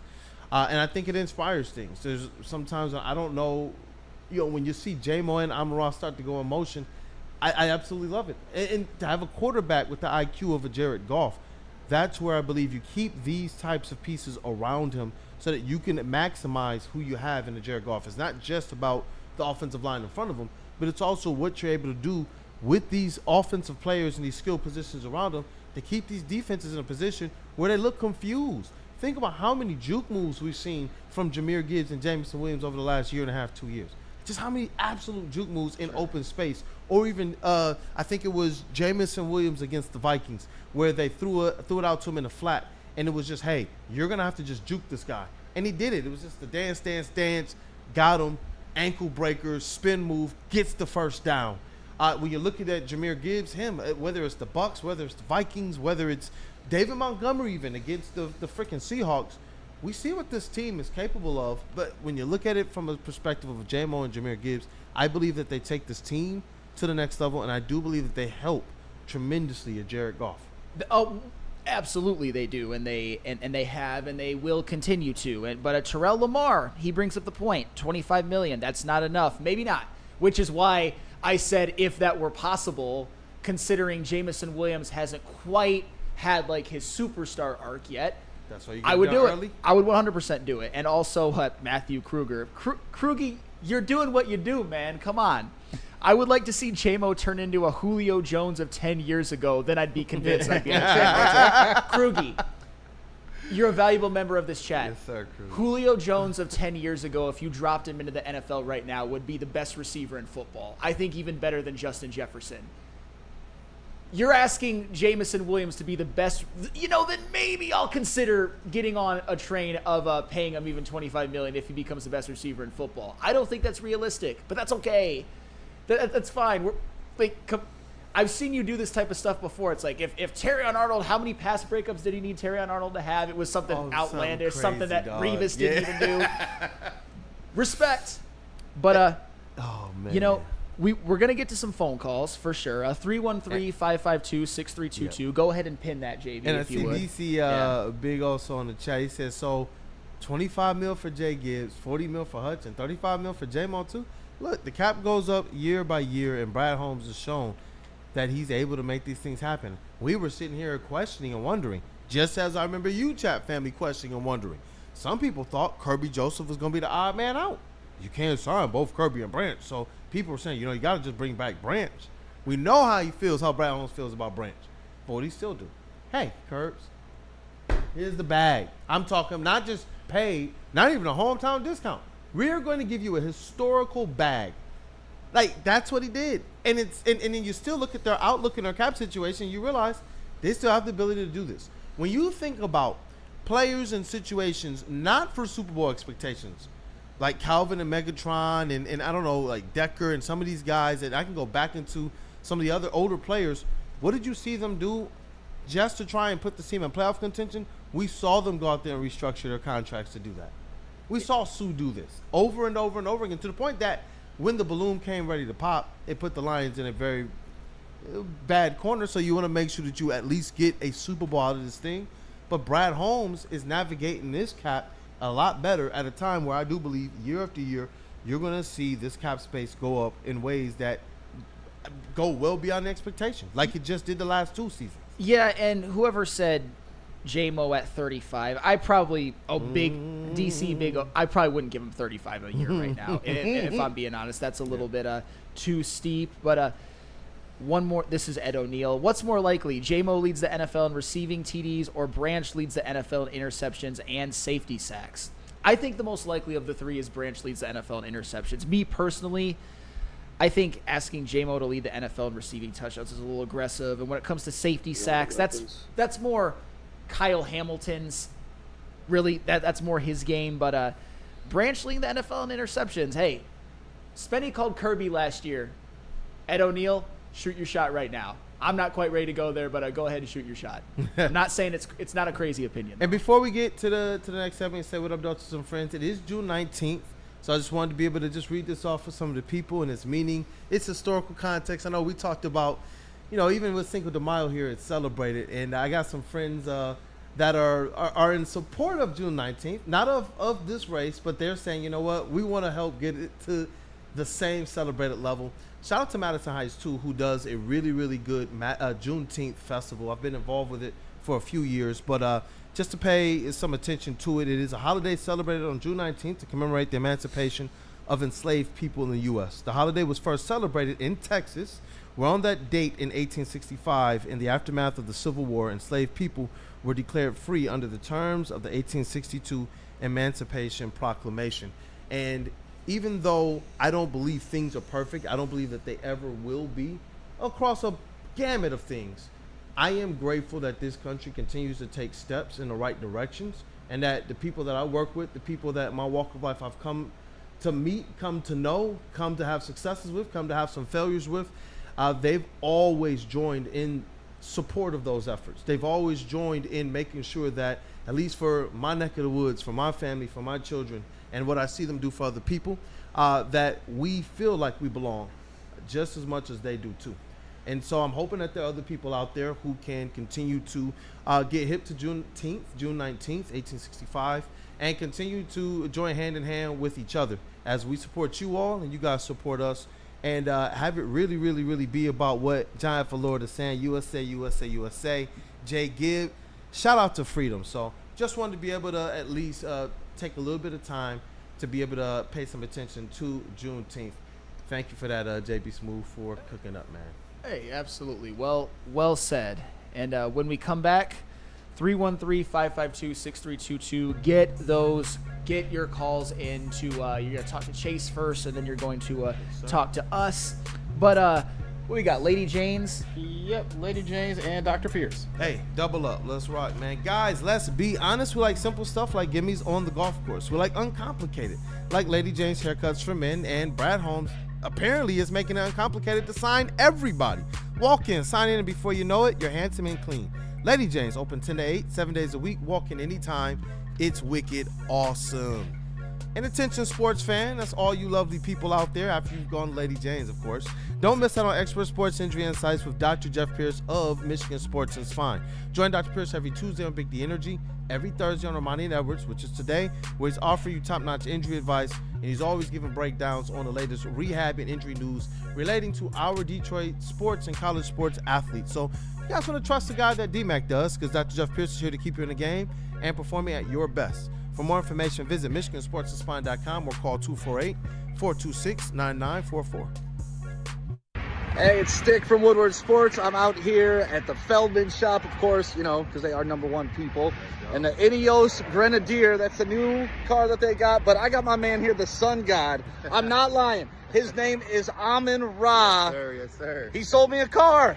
Yes, sir. Yes, sir. What's up? Come see us out here, baby. We in Waterford. We got the pre-owns all day. We got the Grenadiers, and we got new Chevys all day. Whatever you need, we got you. Yeah, and I went with this one. I like it. 2023 Durango. It's used. Only got like 30,000 miles on it. And this guy, man, I was like, listen, this is my price. You either make it happen or I'm out of here. Easy. You know what he did? Went to his boss. He's like, I'm making this happen for this guy. Came back, threw the contract on the table. Now I'm in the whip. Yes, sir. Sign, drive, 0 down, easy money all day. All right, Feldman, what's the address here, do you know? 5300 Highland Road, Waterford, Michigan, 48327. Open until 6 o'clock every weekday except 9 o'clock on Mondays and Thursdays. It's 4 o'clock on Saturdays. Only day we're not here for you is Sunday. Every other day we're here to get it done, baby. And his legit name is Amon-Ra. I'm not lying. It was destined. It was meant to be. Woodward Sports found this guy. So thank you very much, man. Enjoying the car, and the kid likes it too. It's nice and safe. Injuries? Big news. Twice a week, Dr. Jeff Pierce from Michigan Sports and Spine joins Woodward Sports Network for the Injury Insider Report. Big D Energy Tuesdays at noon, and Ermanni and Edwards with Maz Thursdays at 3:30. Get expert analysis and in-depth breakdowns on the latest sports injuries from the man trusted by top athletes in the community, like D-Mac. Whether it's the Lions, Pistons, Tigers, or Red Wings, Dr. Pierce talks us through it all. Don't miss the Injury Insider Report with Dr. Jeff Pierce, your go-to source for understanding the impact of injuries on the games and players we love. Only on Woodward Sports Network. Scan the QR code on the screen or go to MichiganSportsandSpine.com to see if Dr. Jeff Pierce can help you. Head to WoodwardSports.com and click on Shop. Get the latest in Detroit sports apparel and exclusive Woodward Sports gear. WoodwardSports.com can get the whole team outfitted. Love the Pistons, Red Wings, and Tigers? We got something for you, too. Shop online at WoodwardSports.com.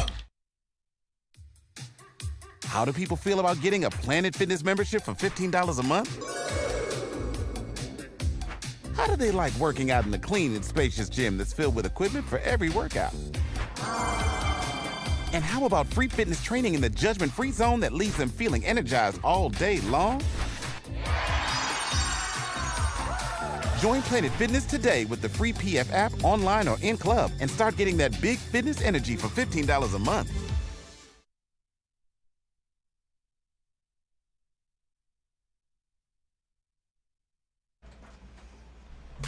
Mad Packs, Mad Packs, Mad Packs, Mad Packs. Do my little Dora song right there. It's Chase here talking to you about Mad Packs, the hottest new cannabis brand, and they have partnered up with Woodward Sports to launch their new products on May 30th. They're available in select retailers near you. High-low, getting you high for the low. Delivering top-tier quality at unbeatable prices. Boom, shakalaka. Boom, shakalaka. It's a live resin-infused tarantula, and this one's the bomb. No Osama Blizzard packs, THCA moon rocks that hit like a blizzard, so stay tuned with Woodward Sports Network for the latest updates. Check them out. Check it out. Check them out. Shout out Scotty G. Smash the like button for Cavazzi. I love these ad reads, man. Hey, and you know what? Let's go ahead and satisfy that like button. Who we putting on the spot, man?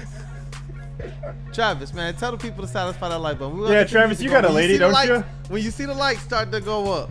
Travis, you got a lady, right? Show us how to satisfy the like button. Storm and convince the people to satisfy. Now, everybody has their own variation, you know. KG used to get down and dirty, you know. T. Foss, he likes to leave it wet and sloppy. Ooh.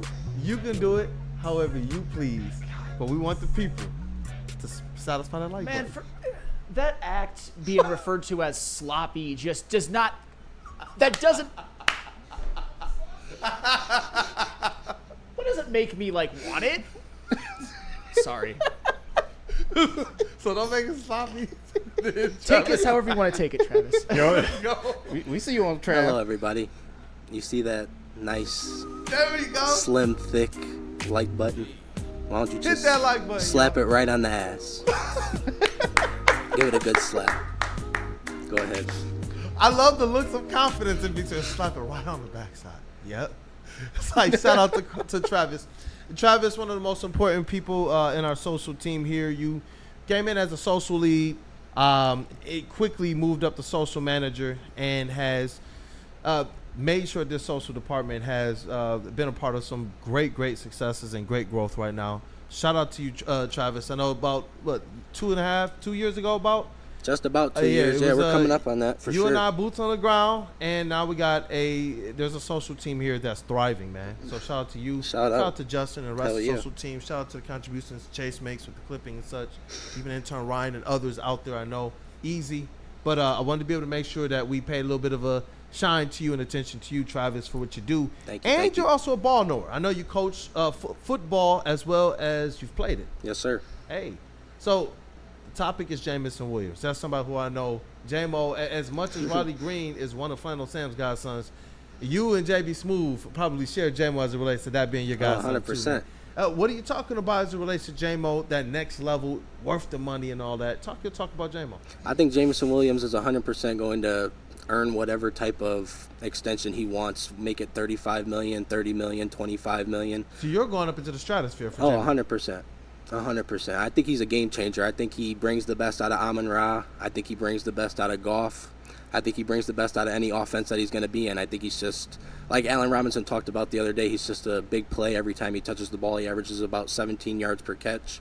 It's just ridiculous. He just takes the top off of a defense. He gives them another dimension that they don't have. Yeah. That's dang. No, go ahead, No, brother. in terms of players who had a high volume of receiving yards, Jameson Williams did lead the NFL in yards per catch last year, which one of the reasons he was drafted here to do things like that. And last year he absolutely delivered, 100%. And I wonder, like, because I know a lot of us are kumbaya and lockstep. Is there?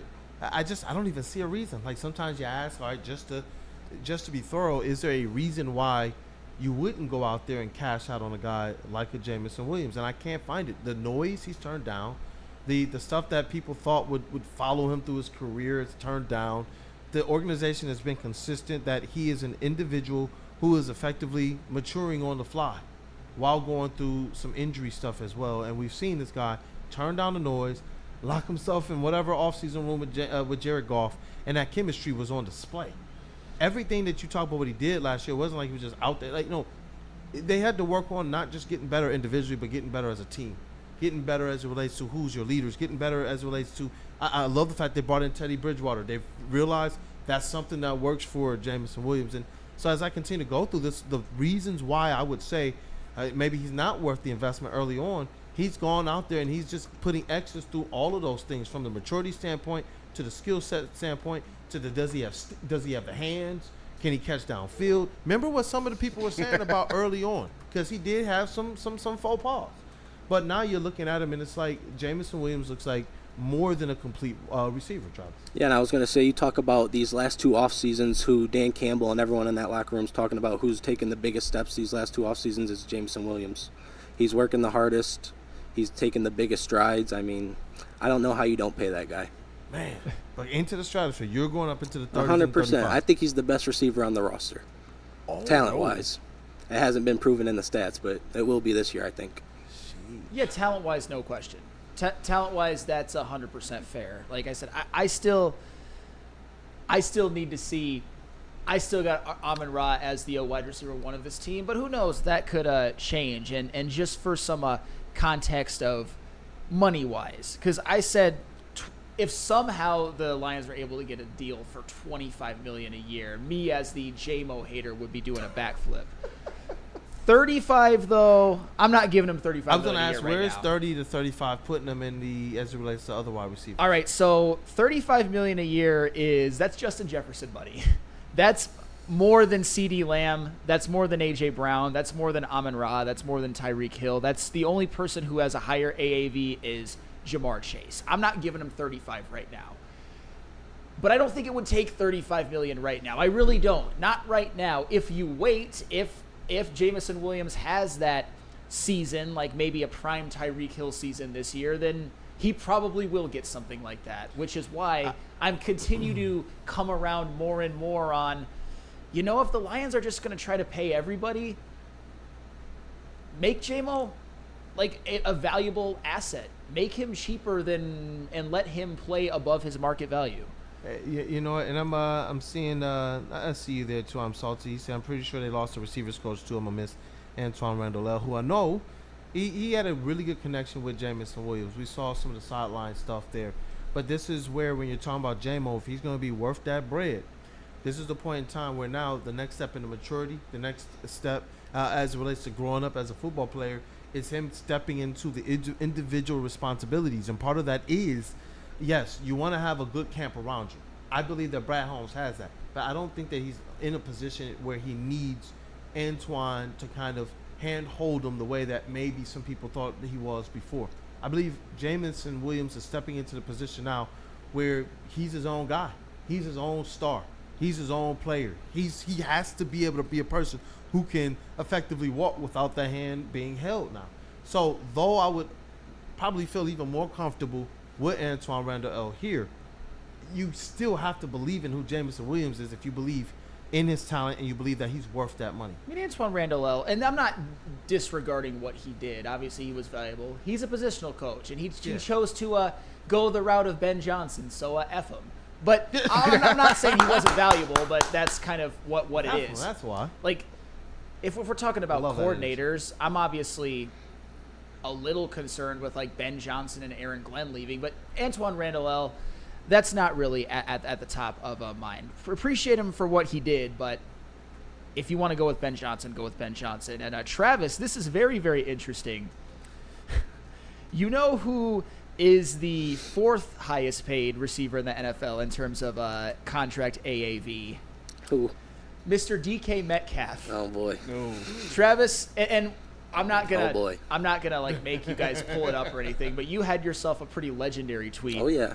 So, imagine a world where, and again, this is hypothetical, but it's been brought up in the chat, and I don't think this is unreasonable. Imagine a world where JAMO makes $25 million a year AAV, and DK Metcalf makes $33 million a year. I'm seeing a chat comfortable with 30 to 32.5 for JAMO. I mean, it sounds like Travis is as well. But what if Jameson Williams is able to be gotten on a value like that, where DK Metcalf is probably a little overpaid? That kind of sounds like your dream scenario, eh, Travis? 100%. And like I said, I think I just put it in the chat. I think T. Higgins' contract that he just got is going to be like the closest like benchmark that we get to what idea we have for what contract he's going to get. T. Higgins just got 28.75 annually. So I think if JAMO puts up about 1,200, I think it's going to get around 29-30 probably. You know what? That's a good pull because we all know.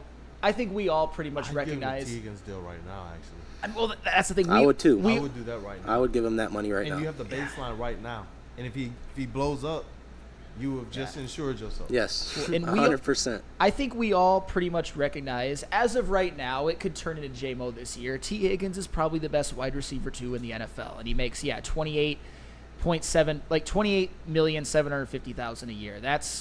I'd be okay with that. I would too. And I think that there's a chance. I think Jameson Williams, and I love T. Higgins. I respect what he's done for the Bengals. Jameson Williams could end up having a better career. I think he's got more upside as a potential he's just star. Getting started too, man. Just getting started. I see a couple people in the chat. I'm gonna get them involved. Charles McClain, if JAMO has another 1,000-yard season this year, it will cost them more. Yeah. Do it now, and would only cost 26 to 28 million. Another 1,000-yard season, it's gonna cost you 30 to 35 million a year. I feel that, man. Cartier, get JML Coney Island, a black card, and $20 million and get the deal done. Might be a little more than 20 million. Unless you just talk about that's just the signing bonus, man. Desert Stallion 14. I'm not giving JMO more than either Amon-Ra St. Brown or A.J. Brown. That said, I'd pay him more than Devonta Smith, as I see JMO being the 2.0. That is a very good comment. I agree 100%. That's a really good one. That's why my threshold, because Amon-Ra makes about $30 million, and I think AJ makes $32 million. So great comment. But yeah, do I think JMO projects to be better than Devontae Smith? I do. Yeah, he said he's giving JMO Desert Stallion 14. He puts it in there. Devontae got 3 years, $75 million, so he would give JMO 28 to 30 million a year. 3 years, $75 million. Yeah, I mean, imagine if JMO gets like 3 years, 84. I'm salty believes JMO will give us a discount just because 78. we took him while he was hurt, gave him an extra year, and we deal with all his beef, with all his bull gambling. These players don't work like that. I'm salty. Come on. Are you serious? It started off where I thought, okay, and then where it tailed off to, I'm salty. I'm a little disappointed. What you look disappointed too, Travis? Well, I think we need to some of these fans out here need to get it out of their head that we're getting discounts. Like, that's not happening. These players and these agents need their bag. They're not giving out discounts just for fun. And all that's the noise about JAMO. It hasn't been noise. He went through the season, and the only noise was the fact that the guy balled out and put up 1,000 yards. He had a 2 games and made flannel buy a jersey. He did. I think some of this fan base is going to make him not want to come back, maybe on a discount or at all. I mean, Channel 7 is probably the only reason why there was any noise. I understand. I understand. Snitches. I get it. The only thing I will say, because I've been giving the Krispy Kreme to JMO more than I think any of you thought I ever would. Yes, 100%. I will never apologize for having some doubts his first couple of years. But I will also say that where I had to eat a little bit of crow and buy his jersey, and I was happy to do it, by the way. He did everything that I asked him to do last year, and I think he's got more in him this year. So take that for what you will. I'm sure I'll never shed the label to some, but I'm doing my part to because I don't die on stupid hills. Uh-oh. I don't die on dumb hills. I just don't. Steve-O Baby is using something against you. And Riley Green proved you guys wrong. Where was you guys' jerseys? LOL. Right, Sam? LOL. Well, I mean, I've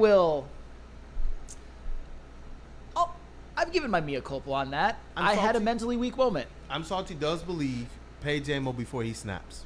Yeah, I 100% sure. agree. I 100% agree with you on Sure. that. JB Smooth, this is your guy, bro.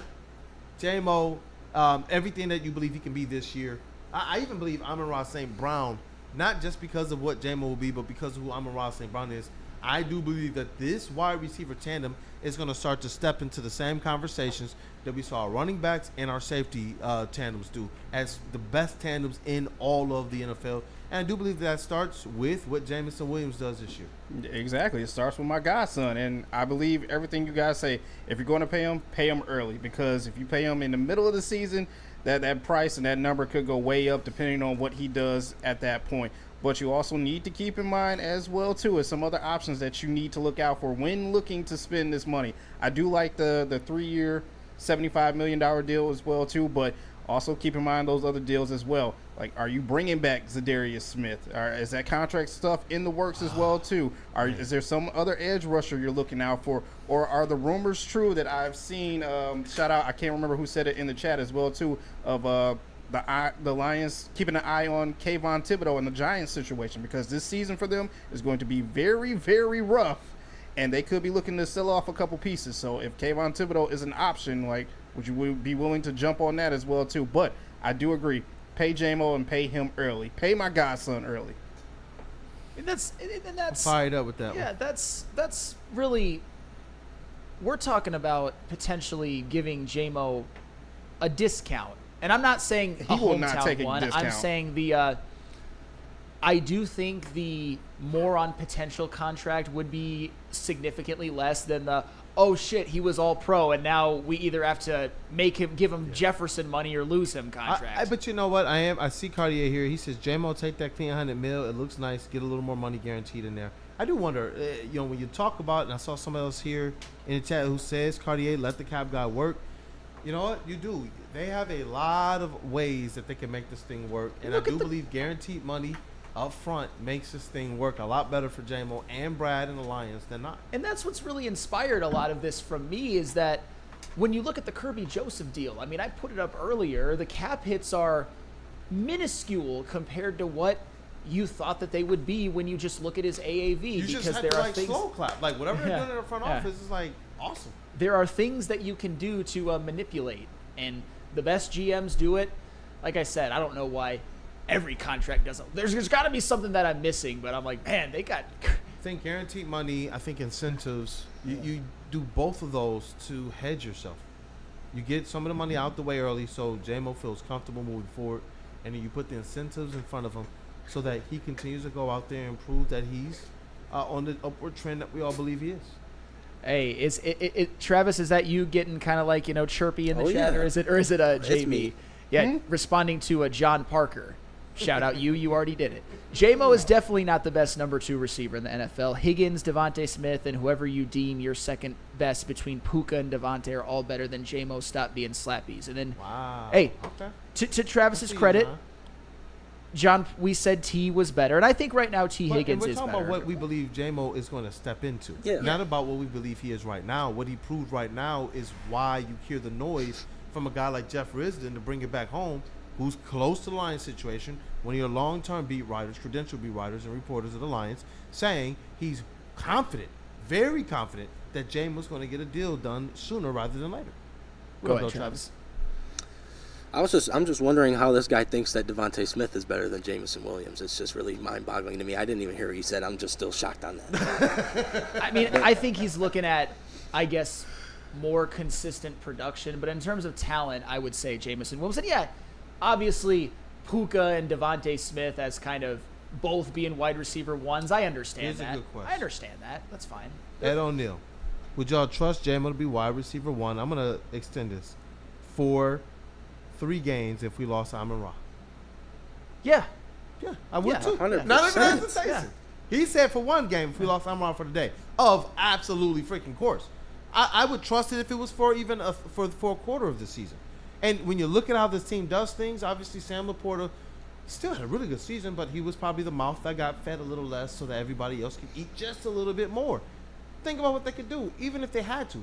All right, Sammy, we need you for a day. Sure. You see what I'm saying? Like, this team, golly, freaking Brad Holmes, man. This team is so stacked, bro. He's still at worst a top 5 tight end, and if JAMO is being wide receiver one for, you said 3 games, it's not like it's him and a bunch of bums around him. You still got Tim Patrick, who I think could be a wide receiver 2 for a few games, and the offense as a whole with the running backs. And Broder, yeah, I was about to tell you to read that one. Yeah. Absolutely, because it really hammers home, giving a couple extra details to what we were talking about earlier. Kirby Joseph's cap hit in 2025 is 37th in the NFL, 24th in 2026, 12th in 2027, and 3rd in 2028. And I think he's talking about amongst safeties, by the way. In 2028, he's 3rd with a $13 million cap hit. You know who's first? Cam Bynum on the Colts with a $19.5 million cap hit. And those two are not the same. Kirby Joseph and Cam Bynum are not the same. I remember Bynum trying to talk last year. Okay.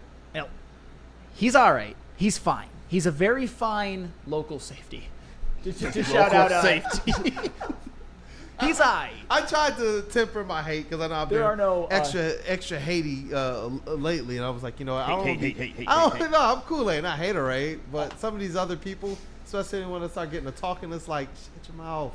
All pros are not there or coming for Cam Bynum. I'll just say that, and I'm very comfortable in that. He will always be very, very solid. He's solid. Gosh, man. Kirby was special last year. Yes. Remember what Jahmyr Gibbs did to Cam Bynum's ankles? Yes, we do. Yeah. Yeah. Have fun. I definitely remember it. Cam Bynum. Man, these players, dog, they just keep talking and talking and talking. I think I'm gonna make another reel one day. I'm gonna bring back the old one where it was the Bears and all them dudes crying about Anzalone, and then we got the ones this past season where they were crying about Kirby Joseph some more.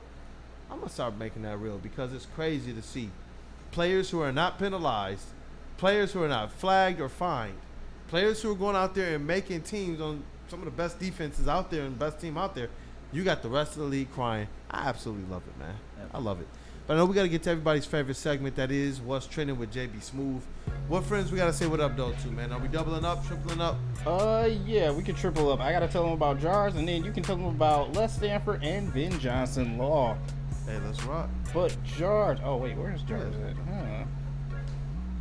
Jars is located in 27 places across Michigan, JB. 9 of them located here in Metro Detroit. They are. How do you know that, Cavassier? They are. They put some money in my pocket. Hey! Shout out to Jars, man. Sports fans, whether you're hitting the game or simply chilling at home, Jars Cannabis has you covered. Jars is home to Michigan's largest line of recreational cannabis products, as Chase once said. 27 locations across the state, 9 alone in Metro Detroit, so there's always one right around the corner. But don't fear, because you live in Milan, Michigan, Grand Rapids, or Madison Heights. Stores are popping up your way very, very soon. If you don't have time to check out all their products in store, check them out online at jarscannabis.com. Also, look them up on Instagram, too. They got a really cool Instagram at jars_life, because you know what? I know you want to get high, but don't get high and go see a lawyer over at Ben Johnson Law. Hey. Oh, wait. No, that's not. Oh, that's actually me. Oh, bam. There you go. Oh, way to change that fast, JB. If you've got a crisis, let he's Ben Mr. point Fast. the way. Say, hey, he is. That's why he's fast. Step 1, verify with detail and photos. Step 2, engage your attorney. Step 3, notify your insurance provider. Get justice with Ben Johnson Law. And you can't forget about Les Stanford. Absolutely. Get some justice and then get a car. Les Stanford Buick and GMC has great offers for everyone. Get a 2025 Envision Preferred AWD for only $259 per month, or try out the 2025 Sierra Double Cab Elevation for only $169 per month. Don't forget about the 2025 Hummer EV SUV for only $699 per month. Get to Les Stanford today and check out their massive inventory at Les Stanford Buick and GMC, lesstanford.com. It's part beauty, part beast. It's for those who dare to be different, for those who want to stand out, and for those who are built for more. The all-new Ineos Grenadier combines strength and style for an unmatched driving experience. Sold exclusively at Feldman Ineos of Waterford.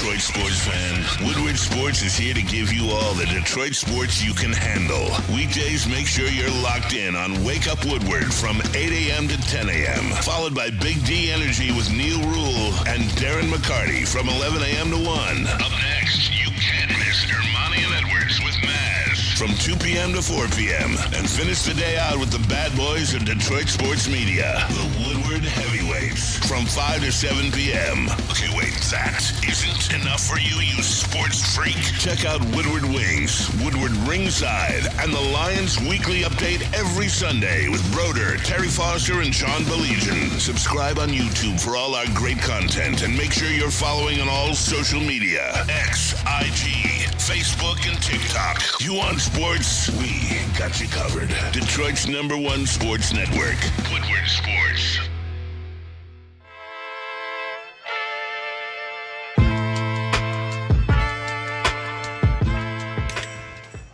Hey, Tony, what's up, bro? Same circus, different clowns. Yeah, for sure. You want the usual, the big zip? You know me too well. I threw a little something extra in there for your ma. Oh, Hope man. she's doing all right. Ay, guy, sei un santo. You're a saint. All right, buddy, we'll see you next time, okay? Grazie.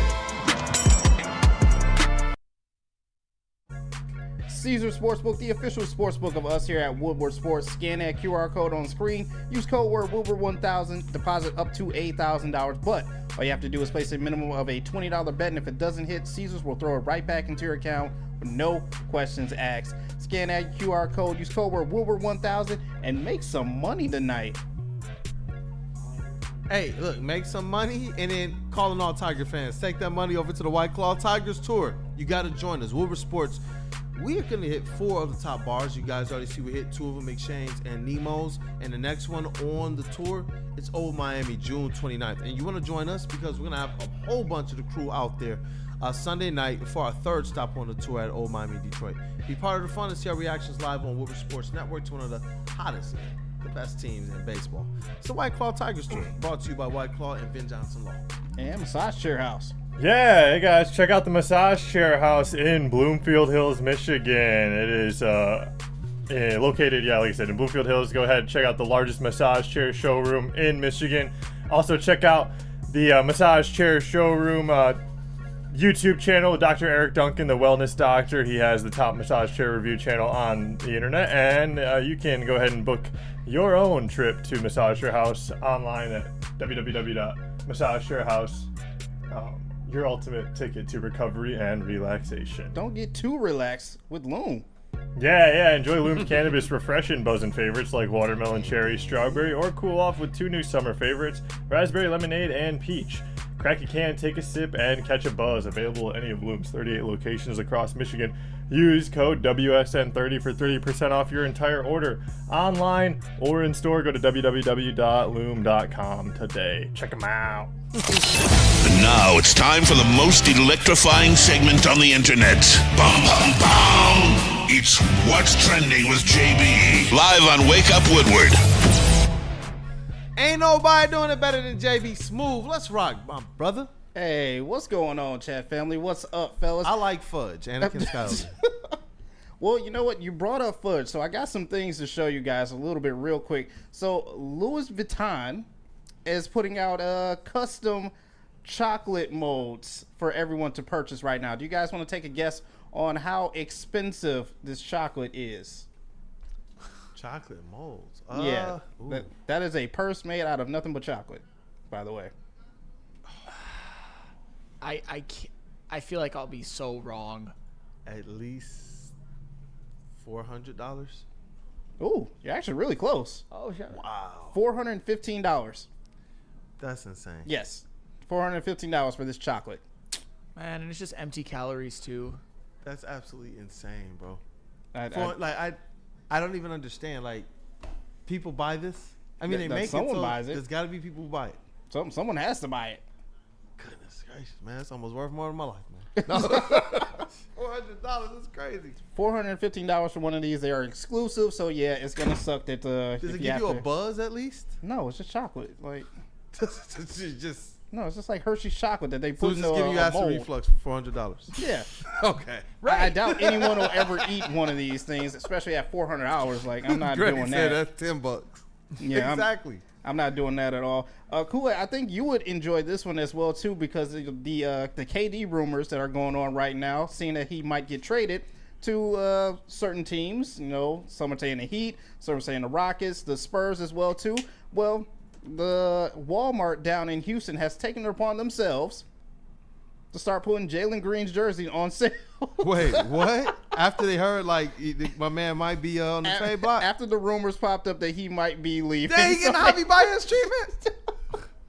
They started putting his jerseys on sale for the low price of $44.98. See, you know what? When this happened to Javi about a year and a half ago, I remember we posted it to our socials. That was the beginning of transcendence for him. So maybe the Pistons get out in front of this. They go and they get Cade Cunningham's little bro. And you know what? Bring him off the bench and go and do some great things. Bring him off the bench. Remember when I bring him off the bench. No, you know what I really liked about Jalen Green? In out of 7 playoff games in the first round, Jalen Green had single digits in 4 of them. Wow. And then in 2 others, he had 11 and 12. His only good the supposed better scorer than Cade Cunningham, as Rockets fans told me. His only good playoff game was game 2. I think, and I get it, the Rockets were good and Jalen Green did some nice things, but every time I still think he kind of sucks. I do. Like, I'm not even willing to say that he's a good player. Oh, no, I'm setting the table right now. We're Kumbaya on this. This is break bread Yeah. time. Yeah. Dog, I'm still. No, because people were telling us that this guy had a serious claim to be the number 1 pick. And it's like, no, Cade is that deal. I remember even everyone's reactions after Summer League because Jalen Green had a couple, like, highlight plays and such. And people were going crazy saying we made the wrong. Oh, Cade, slow. Okay, this, Cade, that. Nah, bro. And you look at where the trajectory of these 2 players are right now. You never wish bad on anybody.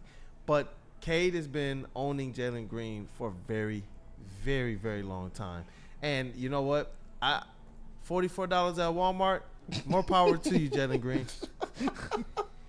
Shout out to Jalen Green. It sucks, but if it happens, hey, you can get a cheap jersey right there at Walmart for you as well, too. I'm salty said 45 is still too high for toilet It's paper. still too high? Oh. I'm salty, dog.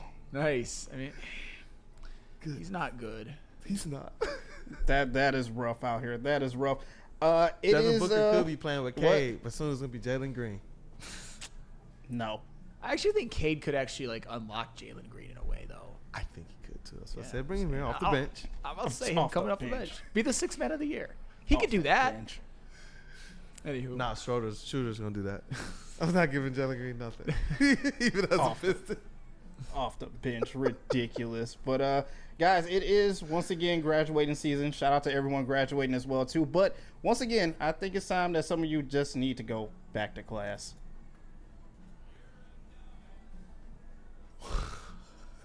That is, how is this flannel? Poor. What are you doing if this is happening in your home? What if we're teaching wood shop and this kid is doing your this? home workshop class. I mean, is this an old video of Travis in school? I was gonna say, are you in danger of hurting yourself? Who ought to be the teacher who's recording this too? It probably is. Yeah. I mean, maybe he's got senioritis or something, but that looks like if your hands slip, you're like effed. Like, what is? Why? Some things you just sit back and you're like, am I missing something here? I know I don't just go around chopping like lumber and wood and such, but am I missing something here? I feel the same way. Like, there's no purpose to that. Like, even in Superbad, drilling holes makes more sense than that. What are you doing? Shout out Superbad reference, dog. Shout out Superbad. And finally, I will end what's trending with this. I don't know if you guys know this, but being a ball boy can be dangerous. And RIP to this ball boy. RIP? Oh, boy. No. Oh, no. My man hit the Prince fielder. Sheesh. Oh. You almost had it. Oh, get it. Shout out. Hold on. Shout out to the Mets. Shout out What's for the that? Mets, dog. What's They were that like, anime run? It looked like he was doing that anime run. Oh, Naruto? Shout out, dog. My man was Sonic. And then his coins fell.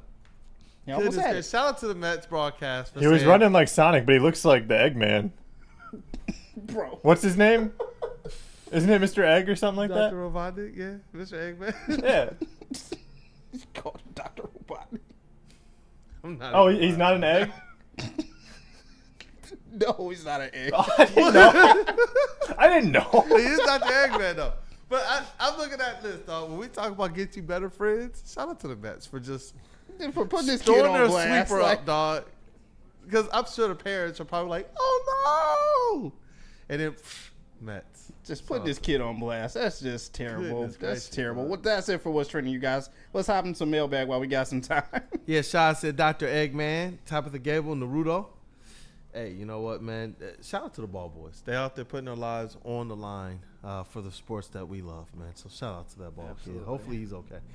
Cartier said at least he didn't tear an ACL. That kid is sturdy. To me, I just get the vibes of Prince Fielder at third base. Oh Prince my goodness, Fielder yeah, that was something. That was something. Any other friends we gotta say what up though to JB Smooth? Nope. Hey, shout out to you, man. With what's trending? That's the what's trending for today. Oh yeah, that's what's trending for Shout today. out to JB Smooth chat family. If you get the opportunity to, if you haven't gotten the opportunity to, then go on ahead and smash that like button for our guy JB Smooth. And you said no more friends to say what up though to? Nope. So we can all get right in good. the mailbag. Yeah. Oh, we got time for mailbag. Let's rock. Then chat fam, if you got any questions, put them into the chat right now. And I see Charles McClain with a mailbag. Holton and Carpenter's name coming up a lot in trade talks with Tigers. Do they trade one, both, or neither? And me personally, when you hear Scott Harris say that they are going to be aggressive at the trade deadline, I don't know, man. That's an interesting thing when you mix it with the rumors. I'd probably say neither. I think the Tigers are going to be more willing to sell prospects. Maybe not the best of the best, but if you have to attach one of them, I mean, Tyler Holton, he's been a little bit down, but at the end of I don't know. The Tigers are trying to add a bullpen arm. Do they really want to subtract one with the potential that Tyler Holton does have when he's right? I would probably still say neither. And let me see here. Steve O'Baby, Sam, should AJ Hinch be selected as one of the all-star managers? I mean, I think the manager is going to be Aaron Spy Boone because the Yankees were in the World Series. But I think Hinch will be on the staff. Why wouldn't he be? I see I'm salty mailbag. Would y'all consider signing Henry Ruggs when he's out of jail? I feel like Gibbs, JAMO, Ruggs would be the fastest team in NFL history. I'm going to do a big old no comment for now. Yeah, what up, JB Smooth? I just said I don't know if you want to touch that one. Like I know he served his time in jail. He's apologized to the family and everything, but I still don't know if you want to touch that one. Here's a good one. DNC mailbag. Tigers representation in the home run derby, and why will it be Javi? Nobody's touching that one? No, it won't be Javi. I think if anybody would probably be Torque, but why not? Well, no. Do we even want to see any of our guys in the home run derby is a more appropriate question. I don't even want to mess with Torque's swing. No. I don't want to mess with his mind. I don't. Because I was going to say, why not Riley Green? And then I'm like, no. No, that Javi, to me save sounds your like hip. To me, that sounds like a slump afterwards waiting to happen for anybody who does it. Stephen David thinks Torque, and I do believe these guys, they have some, Torque is definitely worthy, but I don't know, man. When you talk about these expectations the Tigers have this season, I don't even know if I want to see any of them in the home run derby. Yeah. I'm still haunted by Brandon Inge, bro. Yeah, I am. You talk about that first half of that season and then what happened after the home run derby and the wheels just fell off. I'm still scarred, bro. Yeah. So no, I get it. Let me see here. There was another one I just saw. Stephen David, mailbag. Do we expect Colt to play third base today? If he can be average, maybe we don't need a trade. I mean, I think he can play it situationally, and I know Vierling should be back soon. I mean, still, a third base trade target, I still think that's something that the Tigers should look into. It's tough because they don't have what you would call a traditional third baseman, but it really hasn't mattered too much yet this year. You just hope that it doesn't matter when it really matters come postseason time. Big Dan Davis, #mailbag. Will the Pistons make a big move this offseason? And if so, what would you like to see them do? And for me, I want to see them make a big move. I don't know exactly what a big move means to other people. To some people, that's go get Giannis or KD. I don't believe the Pistons are going to have an opportunity to do that. So the next tier for me is, are they going to go out there and actually make a play on a guy like a Nas Reed? Are they going to go out there and you see the Jake Fishers of the world who are starting to echo some of the sentiments we have, and he's talking about what the Pistons are actually looking for and how that's leading them to guys like Santi Aldama. You know, that's you buy low. Hopefully you get a big reward out of his skill set, but I know there's some people who are concerned about him disappearing in the playoffs. But he's a young player, new player to this thing. So for me, I hope they go out there and they do something to shore up that 4 spot. But I'll be honest with you, I would not be surprised if they largely do something that's considered a running it back. What about you, friend? Think they make that big move this offseason? You know what? Stay tuned for future episodes. I feel like that's a topic. But a shout out to Big Dan Davis for that. Matthew Kruger's got an interesting one. Yes, sir. Are you in favor of putting a trade package together with Toronto for Chris Bassett and Bo Bichette? I would love that. The problem is I think Toronto's going for it. They're not doing what I asked them to do, which is tailspin. They're actually right there. If they keep playing the way that they're playing, they're going to find themselves in the wild card. And they're actually nipping at the Yankees' heels, who are playing like shit right now. You just hate to see it. Hate to see it. Goodness gracious. I'm saying, man, this has been definitely a good show. Tabitha Gable says to the chat family, hit that like button. Phil says, would you trade Javi Green and Torque for Aaron Judge? Okay, well, that's... Come on, Phil. Ooh, wow, the Blue Jays are 2 games out of first in the East. Oh, man. The Rays are a game... Man, the Yankees, they've been slipping so much, they're letting teams right back in it. The Red Sox are hot. It's going to be the AL East might actually be a dogfight. Might be a dogfight. I know what I don't believe is going to be a dogfight at all, and that's going to be the AL Central. Hey. I expect the Detroit Tigers to continue to be the team that sets the pace and continues to widen the gap. There was a time where we were sitting looking at this squad like, man, if they're not careful through this stretch of games, they could find themselves in a battle in AL Central. And they went out there and just slugged away. And then they got into another situation where they faced the Guardians, lost the series 3-1, wake up after another series goes by, and somehow the lead went from like 6 games to 9 freaking games. That's what happens when you sweep. When you rebound like, from a bad series with a sweep. Shout out to the Tigers, man. So I think that's a show for today, unless there's any other words from the people. I'm looking at the chat as well. Hey, it's been a good one. I'm hoping that everybody continues to stay safe and that there's nothing big that's come away from some of these storms. I was hoping to see a little bit better weather by now, but like we said, we're Michigan. We're built for this, man. Chat fam, if you haven't gotten the opportunity to, go ahead and smash that like button. Thank you for being here, for supporting us this morning on Wake Up Woodward. I shout out to our brothers like Matthew Broder, KG, our guy That Dude Justin, who's taking a little bit of rest and relaxation and still keeping an eye on socials. Got intern Ryan in the building. And we had Travis here today, man. Any last words for the people as we shut this thing down, Trav? Shout out to everybody that follows us on socials and everyone that showed love in the chat today. Have a good one. Hey, shout out. Let's get that chest pass. Shout out to my guy Jalen Horn as well. I'm gonna bring up a flyer just to put this out there for the people that want to support him. He used to be one of the TDs for what was it, the Woodward Nights. Woodward Nights show with Broder and Booner. Oh yeah, yeah. If you watch that, you'll know who we're talking about. Yeah, definitely. But in the sound booth, we got Cavassier Chase. What up, though, brother? What's up, guys? Hope you're having a good one. See you guys back tomorrow. Hopefully the sun's out tomorrow. Should be. So looking forward to it. So hey, go check out No Chill. If you guys don't watch No Chill, then I don't like you. So you're on my shit list until you go check out No Chill and subscribe while you're there too. You better. That's fair. That is so fair. Shout out to Cavassier Chase, man. We'll throw it over to Woodward Sports MVP JB Smooth in the TD booth. What up, though, brother?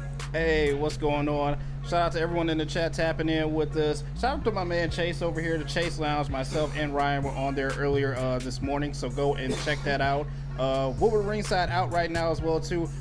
Woodward Wings recorded the other day. It'll be out this weekend, so be on the lookout for that. Another episode from me and KG as well. And as Chase said, No Chill podcast out right now. Just look up my name on on YouTube and enjoy. Have some fun. Another episode should be out on Saturday. Let's rock. Spinny from the Heavyweights is in here. Brady from Sales is in here. What up, though, people? We got the vet of the squad, vet of the network. That is Flannel, Sam, all sports knower, and 1/3 of the great Woodward Wing. Hey, OKC tonight. Strike hard, strike fast, no mercy. Not going to happen. Strike Game hard, 7. Strike fast, no mercy. Game 7. I never want to see Tyrese Halliburton in a finals game ever again. Game 7. Get it done, I promise you. I got the Street Fighter shirt lined up for tomorrow. Get it done. I want to wear it tomorrow. It's Game 7. Get it done. And shout out to my... Game 7. He almost got me, dog. Yeah. Intern Ryan almost got me. No, get out of here with that. Shout out to Jalen, of our Woodward Sports alums, and he's still doing a lot of stuff out there in the sports world. And he hit me up, and he's throwing a charity hoop run at let me see here, Riverside Academy on June 28th from 3 to 7. Entry fee, there's no money if you want to be a part of this. The entry fee is canned goods, at least one canned good per person. They're doing a canned food drive for the less fortunate and those in need. And so they're doing a good thing. There will be a lot that's kind of going on at this event. I'm going to post some more information about it on my socials at Detroit Kool-Aid, but you can also follow Jalen as well, and I'll try and post some more information about it. But shout out to him. Yeah, shout out to Jalen and everything they're trying to do right now to give back to the community. Young brother who I've seen do this with his organization a couple years in a row. So I'm looking forward to him doing more. They do book bag giveaways for the youth. They're doing canned good drives. I just thought that was something worth highlighting, especially since I know his footsteps graced these same studios at one point in time. So shout out to you, Jalen, and proud of everything that you guys are doing. And hey, if you can hoop, guys want to show up and be a part of it. It's your boy Brandon, aka Detroit Kool-Aid, your credential history reporter, writer for the network. It's been a good day. It's been Wake Up Woodward, and I'm hoping that you guys have a better one. That's why.